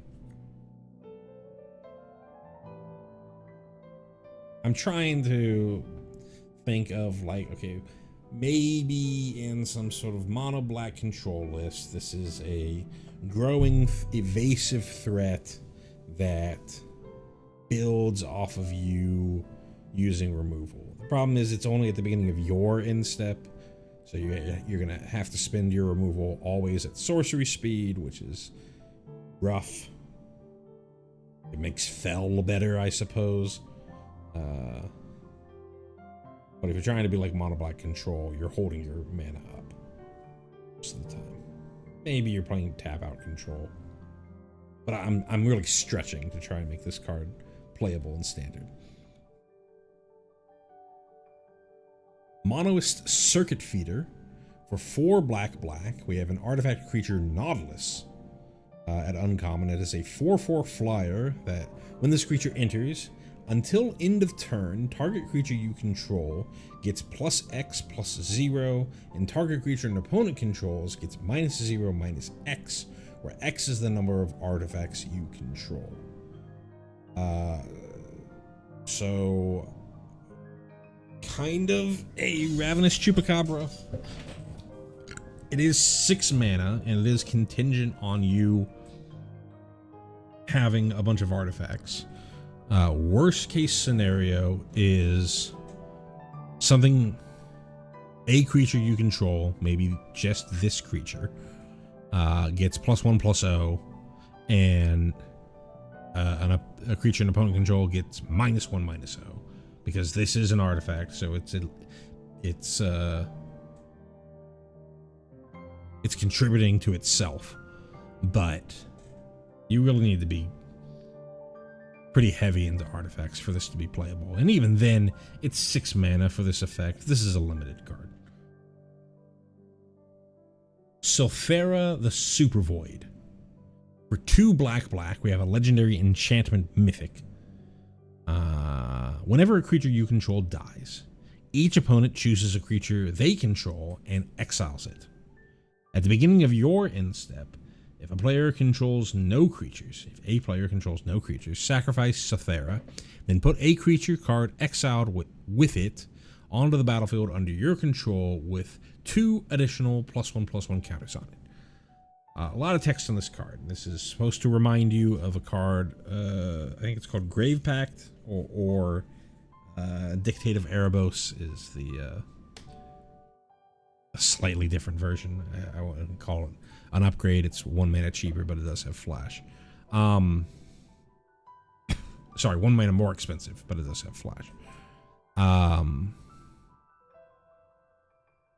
Where it's whenever something you control dies, your opponents have to, for that one, they had to sacrifice something. That one just stuck around.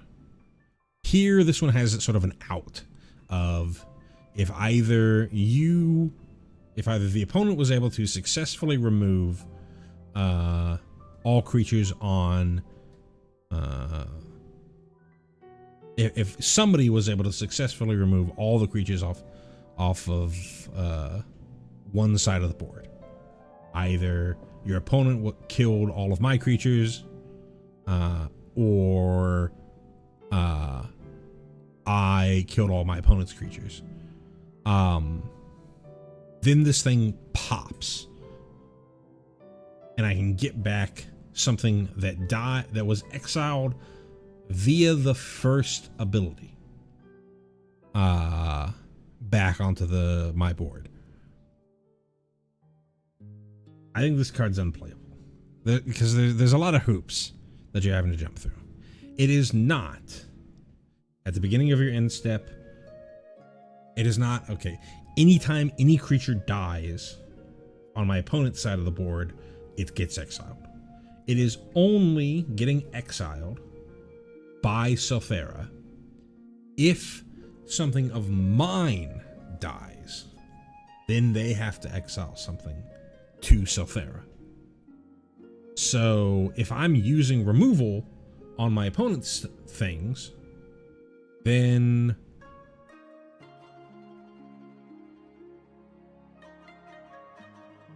it doesn't contribute to Sothera.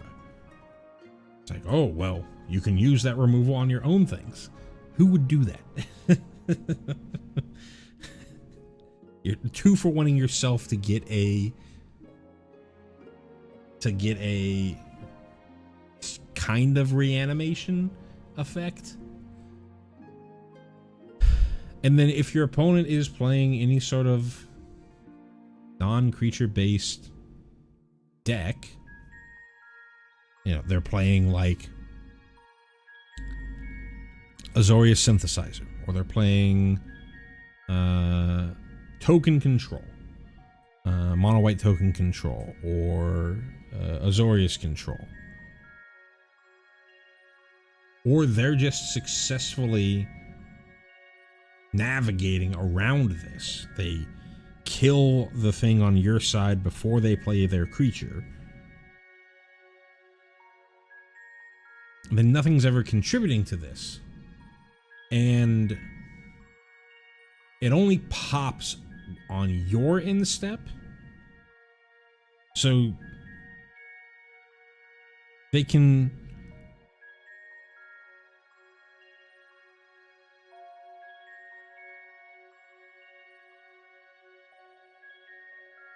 it's just very awkward to work with. I'm trying to even like put into words the way that they could work around it, but like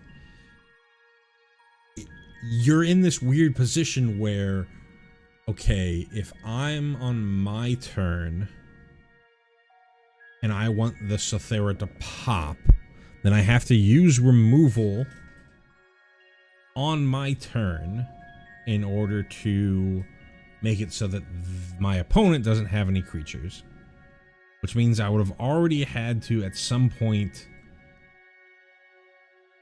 dealt with my opponent would have already had to shoot something of mine, knowing that the Sothera was there, or I would have had to, technically, you know, if I have like mobilized tokens, that's like probably the best case scenario, right? I have mobilized tokens, I have Sephiroth, I have sack outlets, right, to force my own things to die, so that then their stuff dies. But you're playing this 4-mana spell that doesn't really contribute to your plan. This to me is obviously a commander card. Obviously there to be kind of a fixed grave pack, because you'll eventually get to a point where someone in your 4-player commander pod has no creatures on the battlefield anymore, and this thing pops, and sure, the person who has Sothera gets whatever the best thing that was exiled by Sothera onto their battlefield with 2+1/+1 counters, but the rest of the board isn't sitting there being like, I can't ever play any creature because my opponent's just going to kill all of it. It's just going to sack their own things for value, and then it's going to die. This thing eventually pops. It's supposed to be a fixed version of Grave Pack that's less problematic. But I think standard-wise, I think this is unplayable. There's no reason to play this 4-drop in your like Sephiroth deck. Play something better.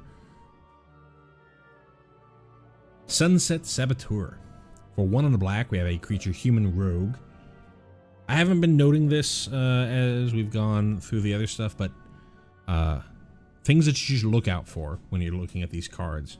Since Go for the Throat is rotating, and as far as I'm aware, we have not seen a reprint of Go for the Throat or any other equivalent style, 2-mana kill most things effect coming from this set. You want to be on the lookout for outlaws. Outlaws are assassins, mercenaries, rogues, I think pirates, and warlocks. Let me double check. Pull up. shoot the sheriff. Because that has it on the text. Assassins, mercenaries, pirates, rogues, and warlocks. So yeah, I did it. I got it all correct. So anytime that you see a creature type that is in there, realize that it is not able to be shot by shoot the sheriff. So here is one of them. This one has ward, discard a card, so you probably don't want to shoot it anyways, but even if you wanted to, you couldn't. Sunset Saboteur. For 1 and a black, we have a creature human rogue at rare. It has menace, ward of discard a card. It is a 4/1, 4/1 with menace, and for 2 mana. It's obviously very aggressively costed. Whenever this creature attacks, put a +1/+1 counter on target creature an opponent controls.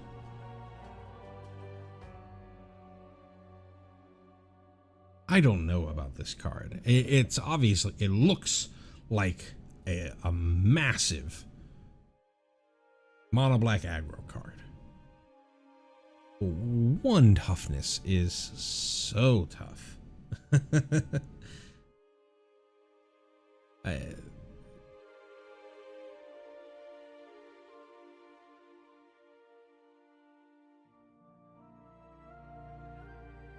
Let me try thinking about this card without the downside of putting the +1/+1 counters onto the opponent's stuff. Would I play a 2 mana 4/1 menace ward discard card and a black aggro deck? This is definitely better than Rot Curse Rixasha.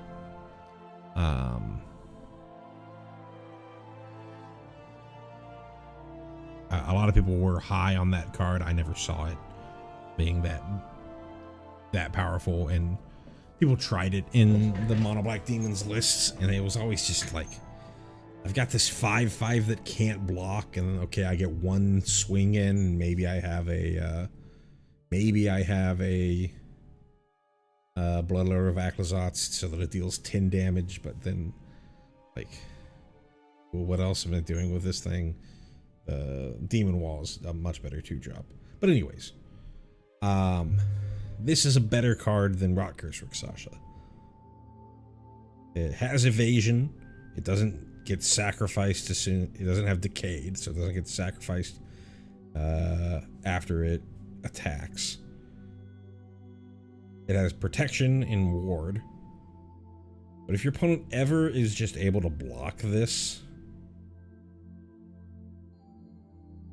maybe even if they're able to block it, maybe even then it's fine. I guess the worst case scenario is, are you winning the race in an aggressive matchup? Because like if you're playing against a controlling deck, right? If they really need to, they'll be fine 2-for-1ing themselves to get this off the board, because they know that they'll probably win in the long game, either by shooting it and having to discard a card, or having to put 2 things under the bus. But maybe they just maybe they have an Elspeth, or they have a bunch of tokens to throw underneath it here. If I'm playing this against an aggressive opponent, I guess the question there becomes, this is always only ever going to be a 4/1. It blocks well. You don't really want to block with this card. You're supposed to be attacking with this card. And am I winning the race if my opponent goes, I go turn 1 land, my opponent goes turn 1 Hired Claw? I guess this doesn't have haste, so it'd be more like turn 2 Emberheart Challenger.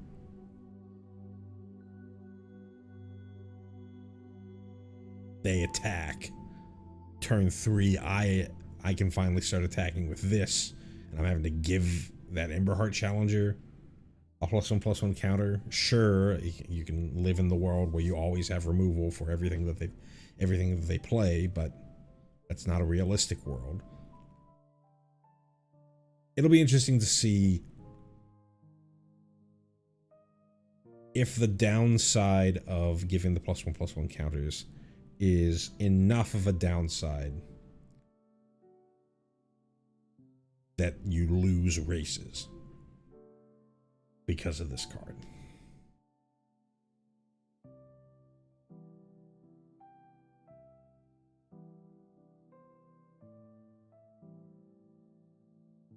Temporal Intervention for 2 and a black. We have a sorcery at common.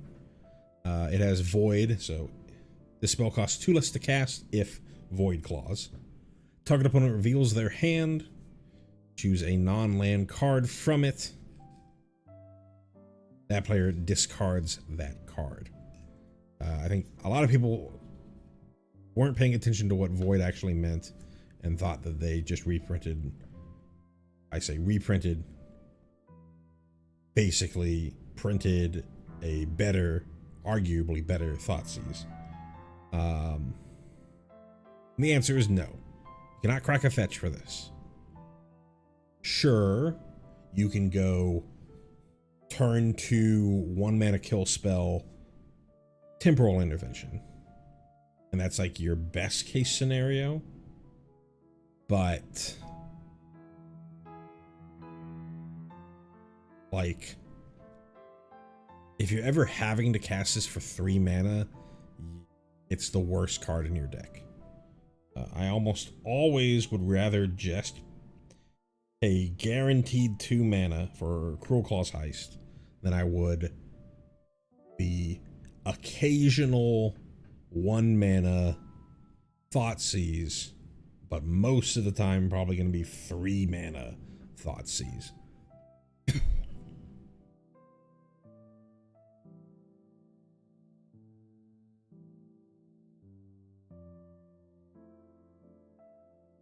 This is a card that I actually saw, and I feel like this card is a much scarier mono black aggro card than the 4/1. Timeline color for black. We have a creature Drix Warlock, not able to be hit by Shoot the Sheriff. For at uncommon, it is a 2/2 with haste. You may cast this card from your graveyard using its warp ability, and then it has warp for a single black and pay 2 life. So you can go turn 1 very similar to a lot like the dash cards that were from like Fate Reforged, I think is where they came from, where you had the ability to get out a card with haste early for some premium, or in this case cheaper, but you're having to pay 2 life for it. So a 1 mana 2/2 haster, then it goes into warp, and then turn 2 you can just play it immediately again, the haste in again, and deal 2 damage, and now it's just on the battlefield. And then if they kill it, if they can't exile it, then you can warp it out of your graveyard. You know, you run out of other things to do, or you want a double spell, you warp it out of your graveyard, it swing in for 2.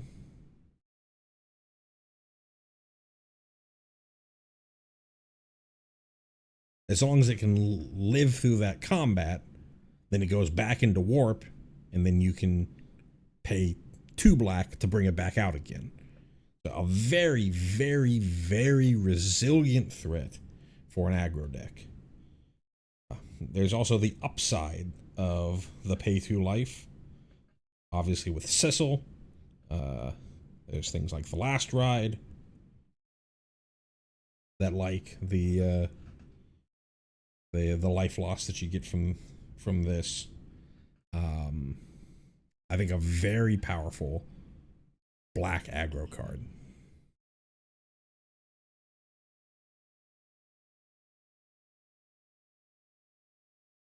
Tragic Trajectory.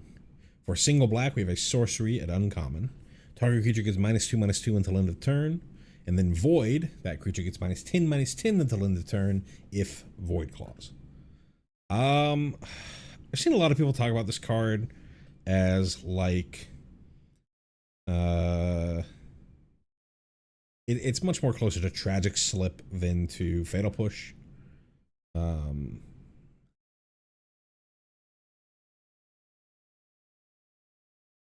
I think a lot of people,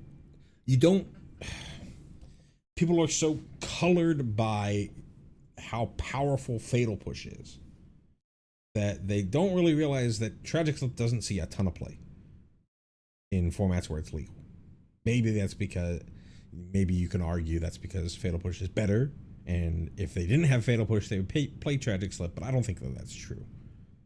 I don't think that Tragic Slip saw a ton of modern play when it was legal in Fatal, in the long period of time between Tragic Slip coming out in the original Innistrad block and Fatal Push getting printed in Kaladesh.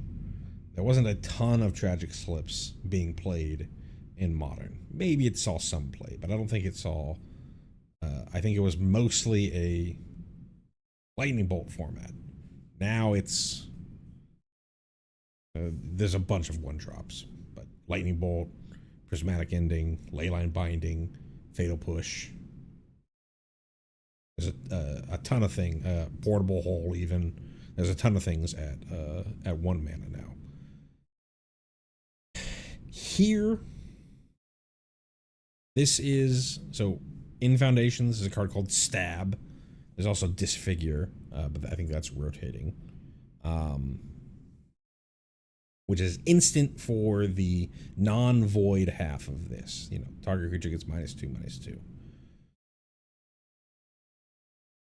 I feel like I would rather play Stab than Tragic Trajectory.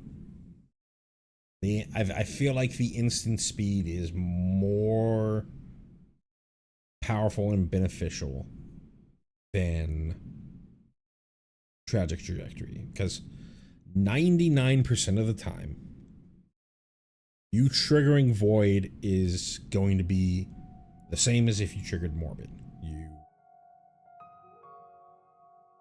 A creature died. You've got I was gonna say with Mobilize, but you couldn't even use this with Mobilize because the Mobilize tokens don't die until Instep, at which point this is sorcery speed. Maybe if your opponent blocks one of the tokens in combat, then post-combat you can use Tragic Trajectory. But I feel like in 99% of the scenarios, when you're looking for, because cut downs are going away, you're going to be looking for a 1-drop removal spell that you can use to deal with either your opponent's your aggressive opponent's 1-drop threat, or their 2-drop threat if you were on the draw, or their Llanowar Elves when you're on the play and not having to spend your turn 2 dealing with it. Just much rather have an instant speed for something like this. So I'd almost always rather just play Stab than the sometimes upside of getting a very good kill spell, but it at sorcery speed. I could be way wrong on this. This one I think is probably one of my most out there opinions.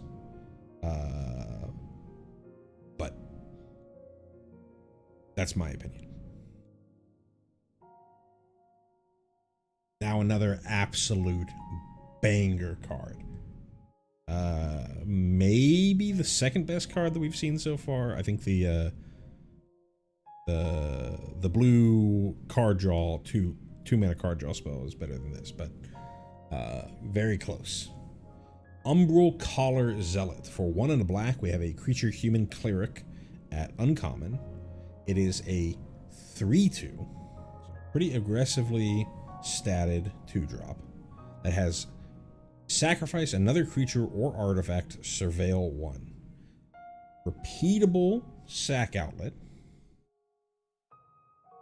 Repeatable free sack outlet that is not on a legendary creature. Currently we have only Bartolome, and it's not Zola, sure. It's it starts with a Z from Aether Drift. Both of those are legendary creatures. The one from Aether Drift you can only do once per turn.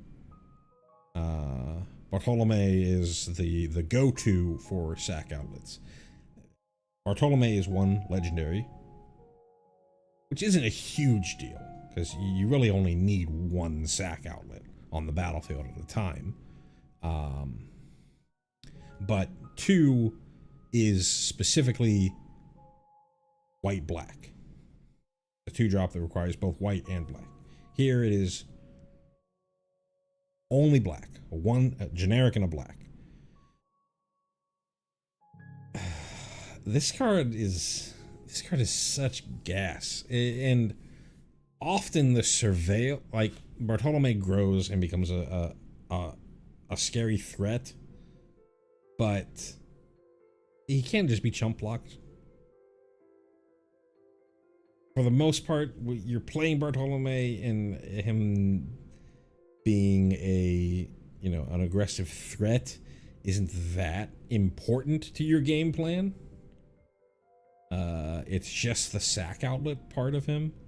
And here with Umbral Collar Zealot, like this slots perfectly into the actual Raise the Pass deck. It's a 2-drop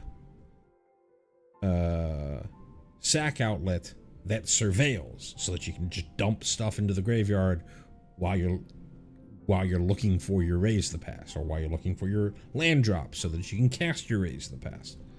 This card is insane, fits right into a already very powerful strategy in the format. And the fact that it's mono black means that if you really want to play like a mono black Sephiroth deck, then here you go. You can just do the mono black stuff. I don't know if there's a reason to be mono black, but you have the option now. So, insane pickup for Sephiroth decks and Raise the Pass decks.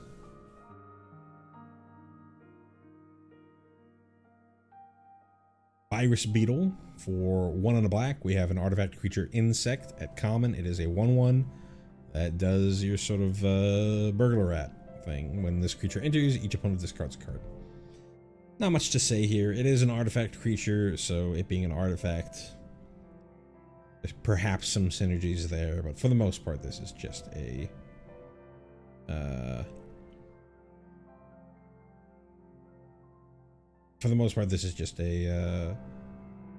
limited card. Void Forged Titan. For 4 and a black, we have an artifact creature, Robot Warrior, at uncommon. It is a 5/4 that has Void at the beginning of your end step. If Void claws, you draw a card and lose a life. It's a limited card. 5 mana for this effect, too expensive, but pretty good in some sort of limited control deck.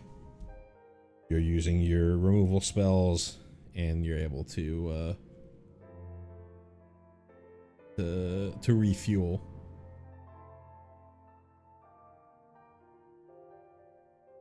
Oh, right. This is one. Excuse me. That is only in Japanese. So let me go and look the actual text. Scryfall has this translated to cut the fuel line. For 2 and a red, we have an instant that says target creature deals damage to itself equal to its power.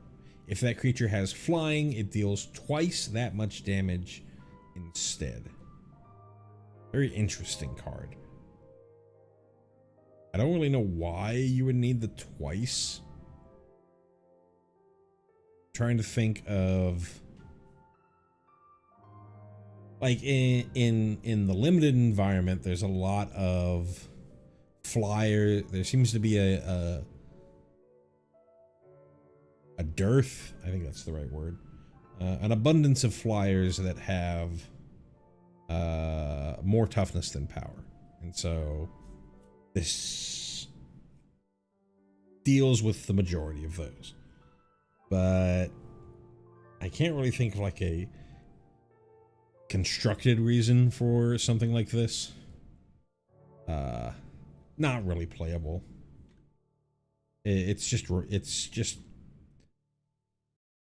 mostly unconditional red removal.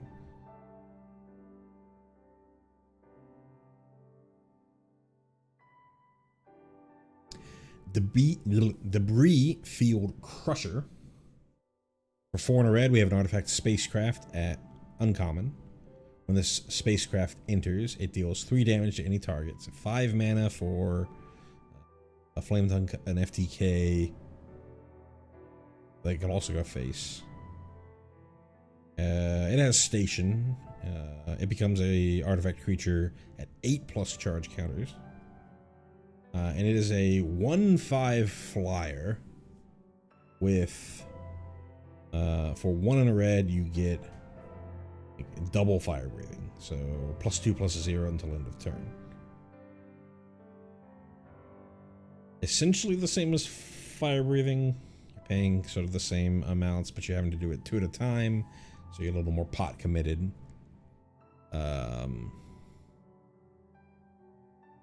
Not a playable card in standard. This is a limited card. Galvanizing Saw Ship. For 5 and a red, we have an artifact spacecraft at uncommon. It also has station. Only for 3. It's a 6/5 flying haste. Wow, only 3. It does cost 6 mana to get onto the board to begin with. Way too expensive for standard. But that's closer to the time, that's closer to what I would hope for a station cost to be. And it's nice and limited in that this is going to end games, end board stalls pretty quickly. Cav Land Seeker. For 3 and a red, we have a creature Kavu Soldier at common. This is the first Kavu we've seen. Interesting. I wonder if they're actually going to literally give us FTK. That'd be tight. Anyways, it's a 4/3 with Menace, and it has an ETB of when this creature enters, create a lander token at the beginning of the end step on your next turn. Sacrifice that token. Not for value, just sacrifice it. Kind of like a weird red ramp spell. And you pay 4 for this. Get a 4/3 body with evasion. That's still too expensive for constructed, but just thinking about the card mechanically.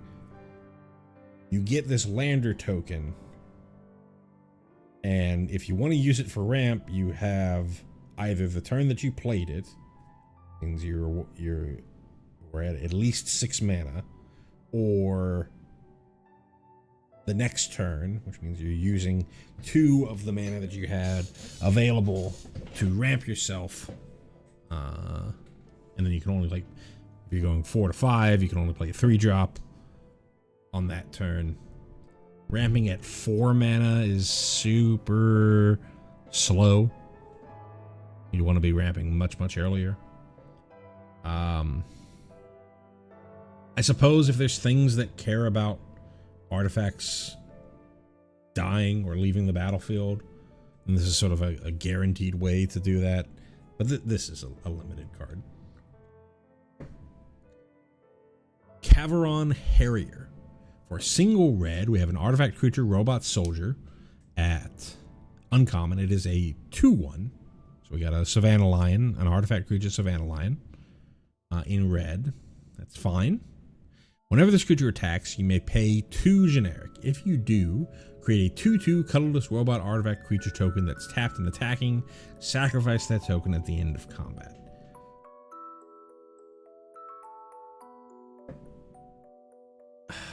I mean, it's fine.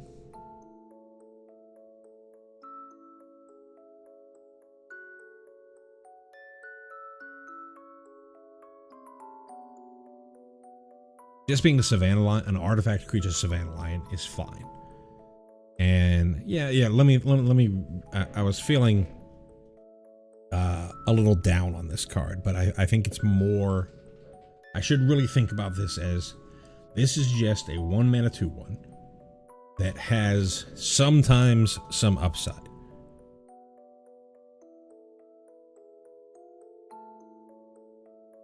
You got to put 2 mana into it, but if you do, it attacks as basically 4 power across 2 bodies.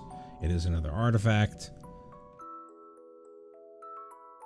So you can provide sacrifice fodder if you're trying to do some sort of Rotten Mouth Viper thing.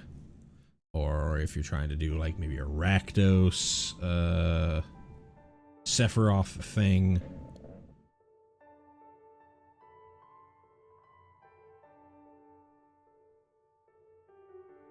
But really, you should just think about it as a 1 mana, red 1 mana artifact creature Savannah Lion. And it's probably fine in that scenario.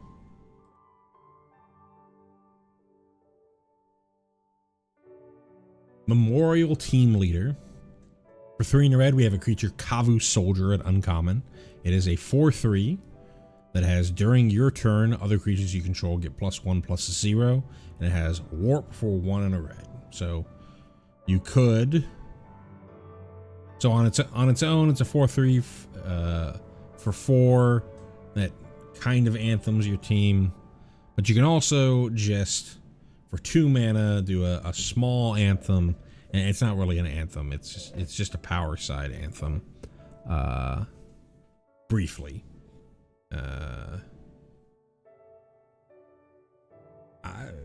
pretty good aggressive limited card. I don't really.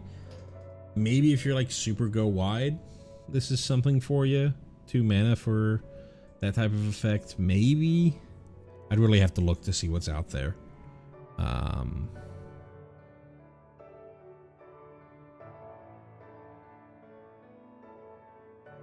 2 mana to have that effect and then later get it back. One thing that I haven't really talked about when we've been talking about these warp cards is if outside of the very first, the Eldrazi that we saw at the very, very beginning, if your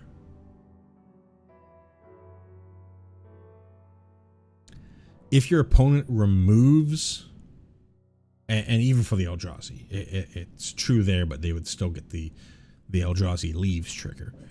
If your opponent removes the creature that you warped, because it is a creature on the battlefield until it hits this instep trigger and exiles itself.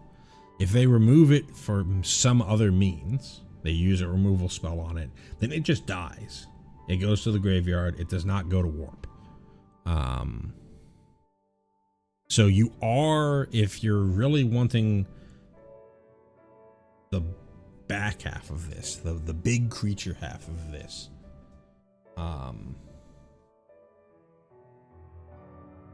if you're really relying on getting that again later for some reason, this card, not that big of a deal if they get rid of it. early, but other cards, you know, maybe like the Angel that cares about how much mana you spent on it, to bring something back. In those scenarios, you are leaving that card vulnerable to removal. So keep that in mind. Nova Hellkite. For 3 red, we have a creature dragon. So here's our dragon of the set. At rare, it is a 4/5 with flying haste. When this creature enters, it deals 1 damage to target creature an opponent controls, and it has a warp cost of 2 and a red. I don't know about this card. This card could be like insane, or it could not be good enough. I don't really know. The 1 damage, it deals 1 damage to target creature and opponent controls, is so weird. Yeah. Because this is one of the cards that I saw before this this review. What are the 1 toughness creatures out there that see a lot of play? Aggressive creatures, a lot of them are 1/2s. Your Hired Claws, Monster Swift Spear, but that doesn't really count. Manifold Mouse, Optimistic Scavenger. That's a 1-drop that is 1 toughness. Often it'll very quickly outgrow that and won't be hit. Llanowar Elves was ultimately the big one that I could think of. And like, I feel like this was specifically targeted at Llanowar Elves. But if it was specifically targeted at Llanowar Elves, it's really weird to specifically target Llanowar Elves with this card, because its warp cost is 3. So was this like, did they think that like Gruul monsters, Gruul midrange, Gruul aggressive midrange was gonna be like the dominant thing in the format, and so they wanted a way to aggressively continue your game plan while dealing with your opponent's Llanowar Elf? So you go turn 1 Llanowar Elf, turn 2 red. Your opponent goes turn 1 Llanowar Elf. You go turn 2 mountain, warp in a Nova Hellkite, kill their Llanowar Elf, just instantly win the game. I don't really know why they added the 1 damage to target creature and opponent controls. It would be super nice, I think, if this just said deals 1 damage to target creature. Because then you could shoot your own. You could, Screaming Nemesis turn 3, warp this on turn 4, shoot your own Screaming Nemesis. Ball game against a lot of decks that rely on life gain to stem the tide as they try to wrest control back from the aggro player. Just a really weird card. I think it's fine. Haste it in. Maybe you can kill something on your opponent's side. Maybe the 1 damage on a particular creature means that your opponent is unwilling to trade with your 2-drop, and then have this later as a finisher. That's really where I see it kind of playing a Glorybringer-esque effect.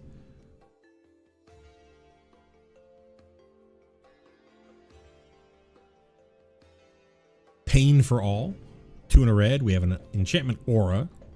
At rare, enchant creature you control. When this aura enters, enchanted creature deals damage equal to its power to any other target. And then whenever enchanted creature is dealt damage, it deals that much damage to each opponent. So you're giving it the Boros Reckoner effect.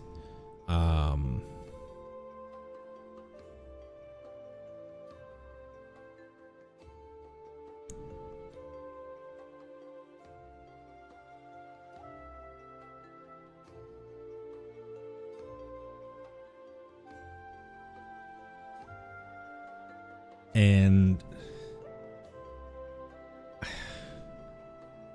I don't really know, man. This card seems awful. 3 mana for an aura. Auras are notoriously bad because they leave yourself open to getting 2 for 1.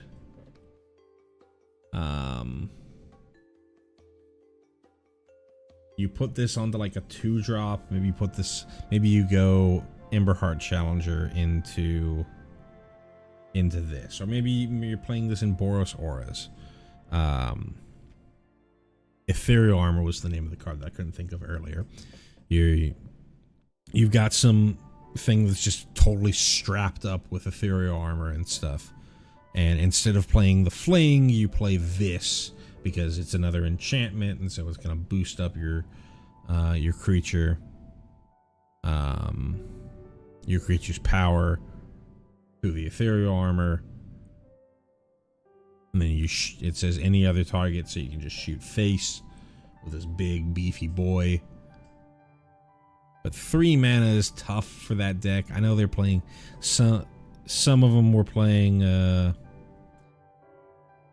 it tallies something. It's the 3 mana Discover 3 aura. But not a ton of them were playing that card. And they're so low to the ground, and they're always wanting to hold up mana for a Shard Mage's Rescue that tapping out for something like this just leaves them wide open to misery. I suppose you can go turn 1 Scavenger, Optimistic Scavenger, turn 2 Sheltered by Ghost, turn 3 Pain for All. But that's just too much Disneyland for me. Plasma Bolt. This is another card that I did see it before looking at this, or doing this review. For a single red, we have a sorcery at common. Plasma Bolt deals 2 damage to any target, and then Void, it deals 3 damage if Void Claws. I think this is very similar to the black 1 mana removal spell, in that being sorcery speed is so much of a disadvantage that I don't know. I don't see it. Like, yes, okay, maybe in like a different format where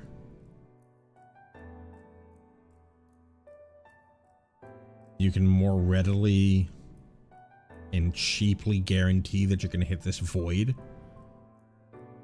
Getting a bolt, even at sorcery speed, is fine. But even like burn,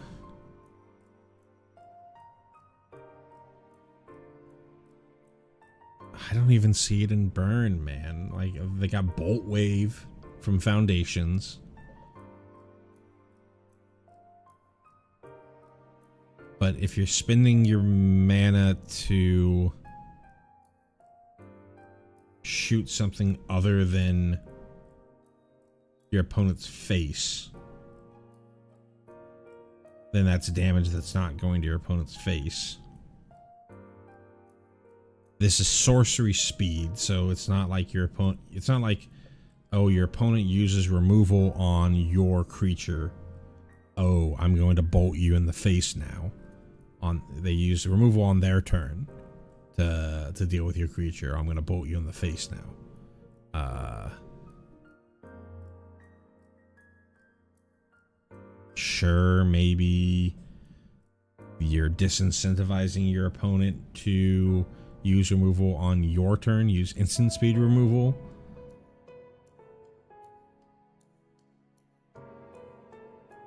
But I think you learn that lesson once and then just do sorcery speed removal.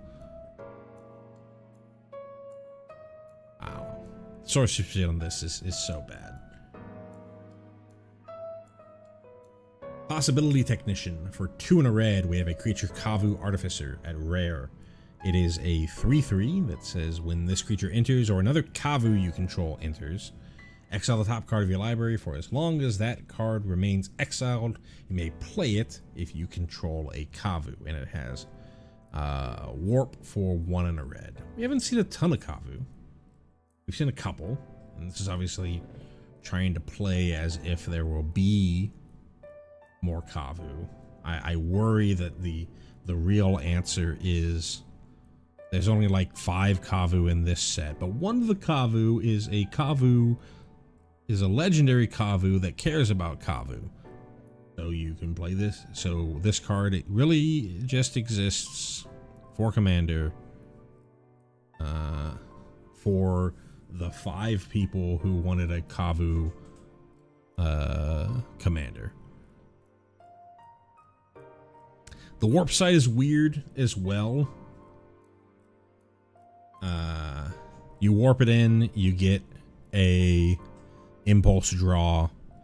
It doesn't go away permanently, but if you don't have another Kavu on the battlefield and you don't play that immediately alongside warping this, then you're gonna have to wait until I guess you only have to wait until the next turn. Well, I guess it's not the next turn because if you go turn 2, then turn 3 this. I guess that does draw 2 over there, but you did 2 to play you spent 2 mana to draw a card, kind of draw a card.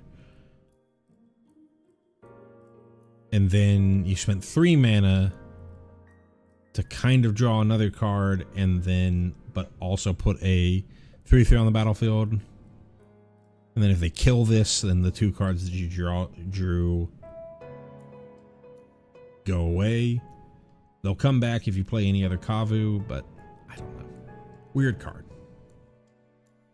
Would really have to see a ton more Kavu. Especially playable Kavu for this to see constructed play. Red Tiger Mechan. For 3 and a red, we have an artifact creature robot cat at common. It is a 3/3 with haste that has a warp for 1 and a red. 4 mana 3/3 is way too bad for standard. 2 mana 3/3 is with haste is very good for standard. I think it averages out to probably not playable.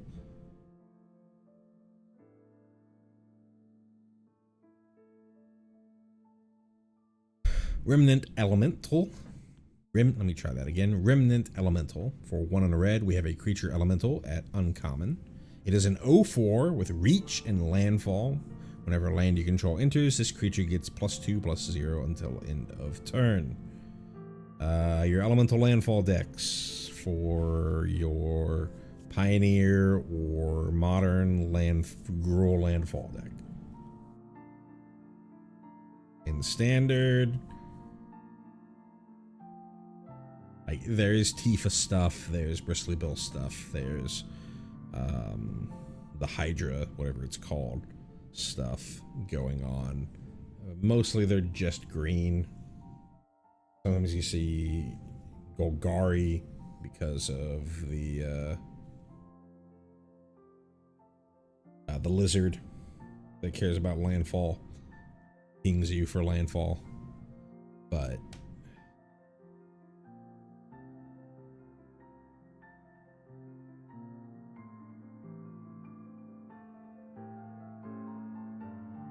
just play Tifa stuff. Don't play this card.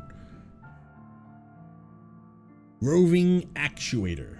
For 3 and a red, you get an artifact creature robot at uncommon. It is a 3/4 with void. When this creature enters, if void clause, exile up to 1 target instant or sorcery sorcery card with mana value 2 or less from your graveyard. Copy it.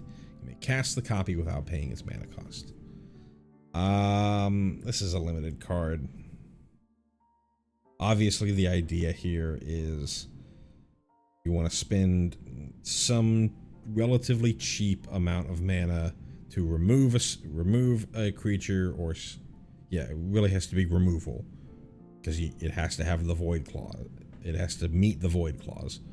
So the idea is you spend some cheap amount of mana to remove a creature, and then you roving actuator to get that thing back and remove something else.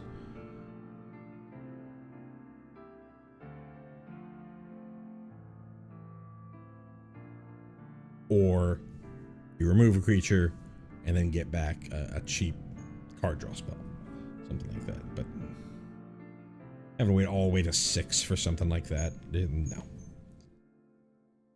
Not standard playable. Ruinous Rampage. I think this is a reprint. So I might be...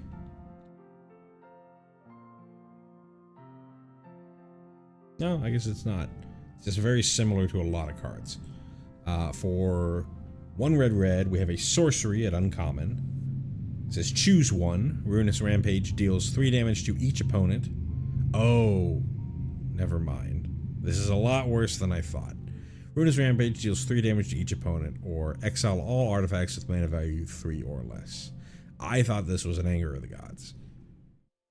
Or like a Brotherhood's End, or something like that. This only goes to face. This is unplayable. I thought this was like an Anger of the Gods that you could all... I thought this was literally like a Brotherhood's End. You could use it as I thought this was a slightly worse Brotherhood's End that didn't hit Planeswalkers. That you could use to sweep the board or deal with artifacts. And I think it would have been a good reprint or a good addition as a way to combat synthesizer lists. If you wanted to be in non-white decks, but no. Like maybe you still play it in the sideboard specifically against that, but you're never really playing the top half of this card. Rust Harvester. For a single red, we have an artifact creature robot at rare. It is a 1/1 with menace, and it has, for 2 generic, tap and exile an artifact from your graveyard. Put a +1/+1 counter on this creature, then it deals damage equal to its power to any target. I saw somebody talk about this card as if it were Grim Lavamancer. No. No.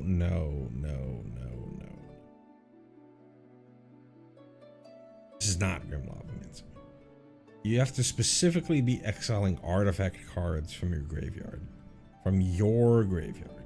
Sure, it's your graveyard, so you can be setting yourself up for something like this.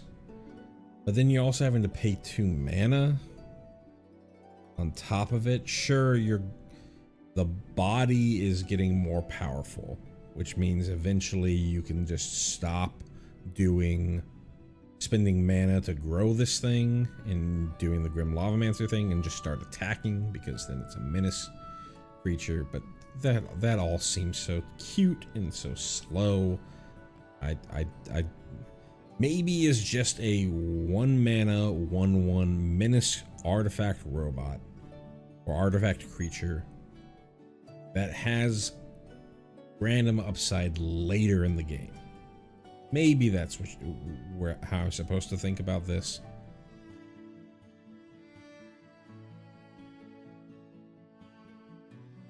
But I don't really see the artifact deck, a Boros Artifacts deck or whatever, existing. And if I don't see that, I don't really see this as just in red. So then I don't know where to go with this card.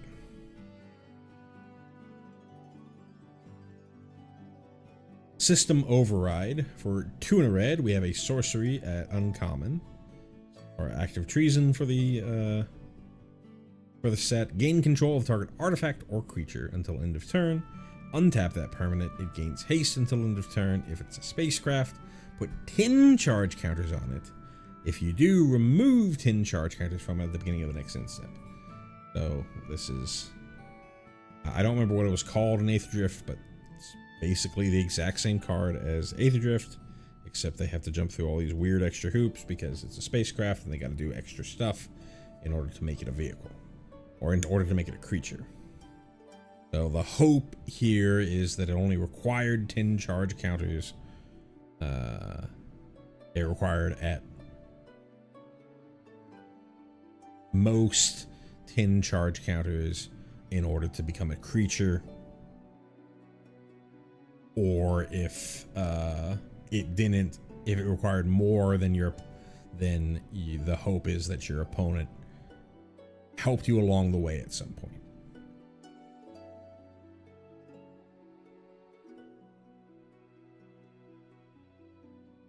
And then it removes it so that you're not just like, oh, hey, I active treasoned you, but here you go. Now your station, your spacecraft is online. Don't kill me. It gets rid of the 10 charge counters. It's an active treason effect. It's a limited card. Terrapact Intimidator. For 1 in a red, we have a creature, Kavu Scout. Okay, another Kavu. At uncommon, it is a 2/1. When this creature enters, target opponent may have you create 2 lander tokens. If they don't, put 2 +1/+1 counters on this creature. This is a Punisher effect. If you're new to Magic, you'll learn that Punisher effects generally are not good. Because you're giving your opponent the opportunity to make the decision on what is best for them. If it's best for them for you to, if they're sitting there and they have a temporary lockdown or some sort of equivalent, and you play this card, then they're gonna be like, okay, you get the 2 landers. Oh, like you play this on 2. You're like, okay, you get the 2 landers, or you get the 2 +1/+1 counters. In that scenario, it doesn't matter. Or if they're sitting there and they have a removal spell, they'll be like, yeah, sure, get the 2 +1/+1 counters. I've got a lightning helix in hand. It doesn't matter because you're gonna have 3 toughness. So.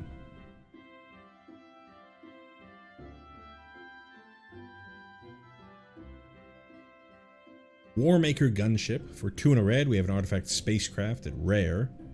When it enters, it deals damage equal to the number of artifacts you control to target creature an opponent controls. It has station, and it turns into a creature at 6 plus charge counters, and it becomes a 4/3 flyer. So this is kind of your Flame Tongue Kavu. It's not an actual FTK. It's not a literal FTK. This card's fine. 6 is a reasonable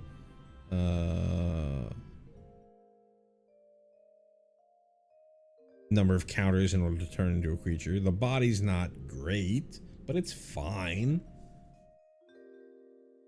4/3 flyer that you only spent 3 mana on, and hopefully you're playing in a deck that can take advantage of its ETB.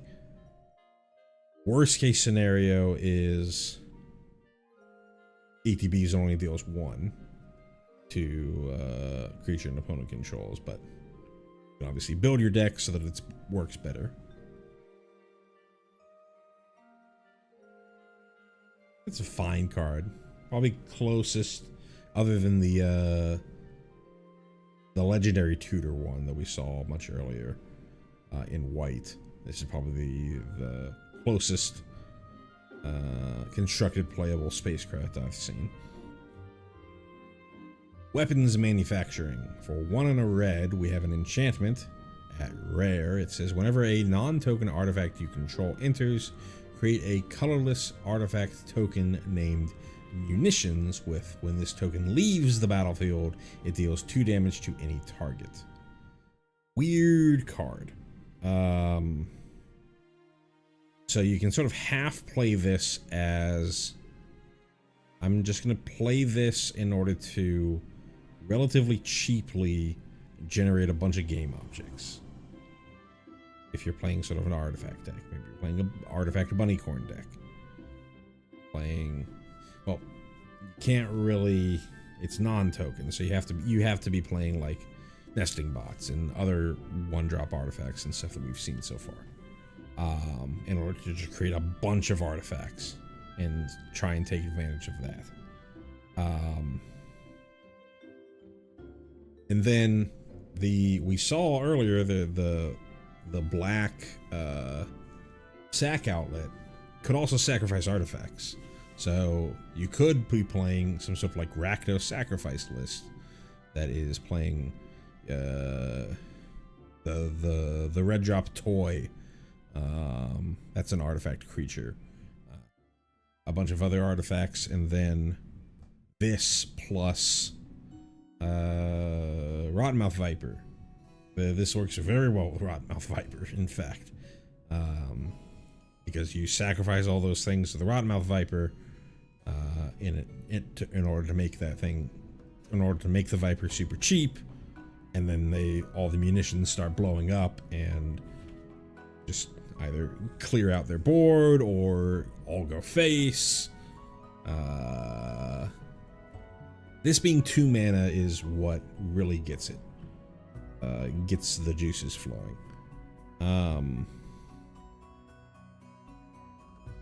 I wonder how good this is in older formats. With Mox Opal, Mox Amber, you can really create a lot of game objects very quickly. This is something to keep an eye on. Weft Stalker Ardent. For 2 and a red, we have a creature, Drix Artificer, at uncommon. It is a 2/3 with, whenever another creature or artifact you control enters, this creature deals 1 damage to each opponent, and it has a warp of a single red. So an impact trimmers that also cares about artifacts. It doesn't say anything about whether it's non-token, so it could care about the munitions that were just generated from your weapons manufacturing. And you can also, just for a single mana, sneak this out on a turn that you're gonna pop off, create a bunch of tokens, a bunch of creatures, a bunch of artifacts.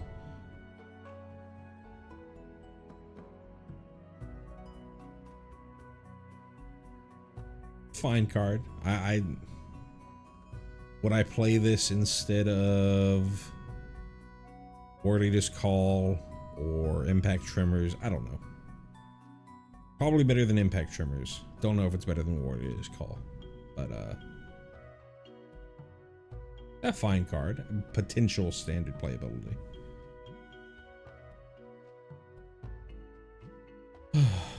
And we've been on for 3.5 hours, and I'm getting a little tired, so I think we're gonna stop here with green. We'll pick back up maybe tomorrow with green. Any cards that were spoiled since yesterday, or between yesterday and between today and tomorrow, and then we'll wrap it up next week with the full spoilers, because I think this, unlike the Final Fantasy thing, this is only a 2-week spoiler season.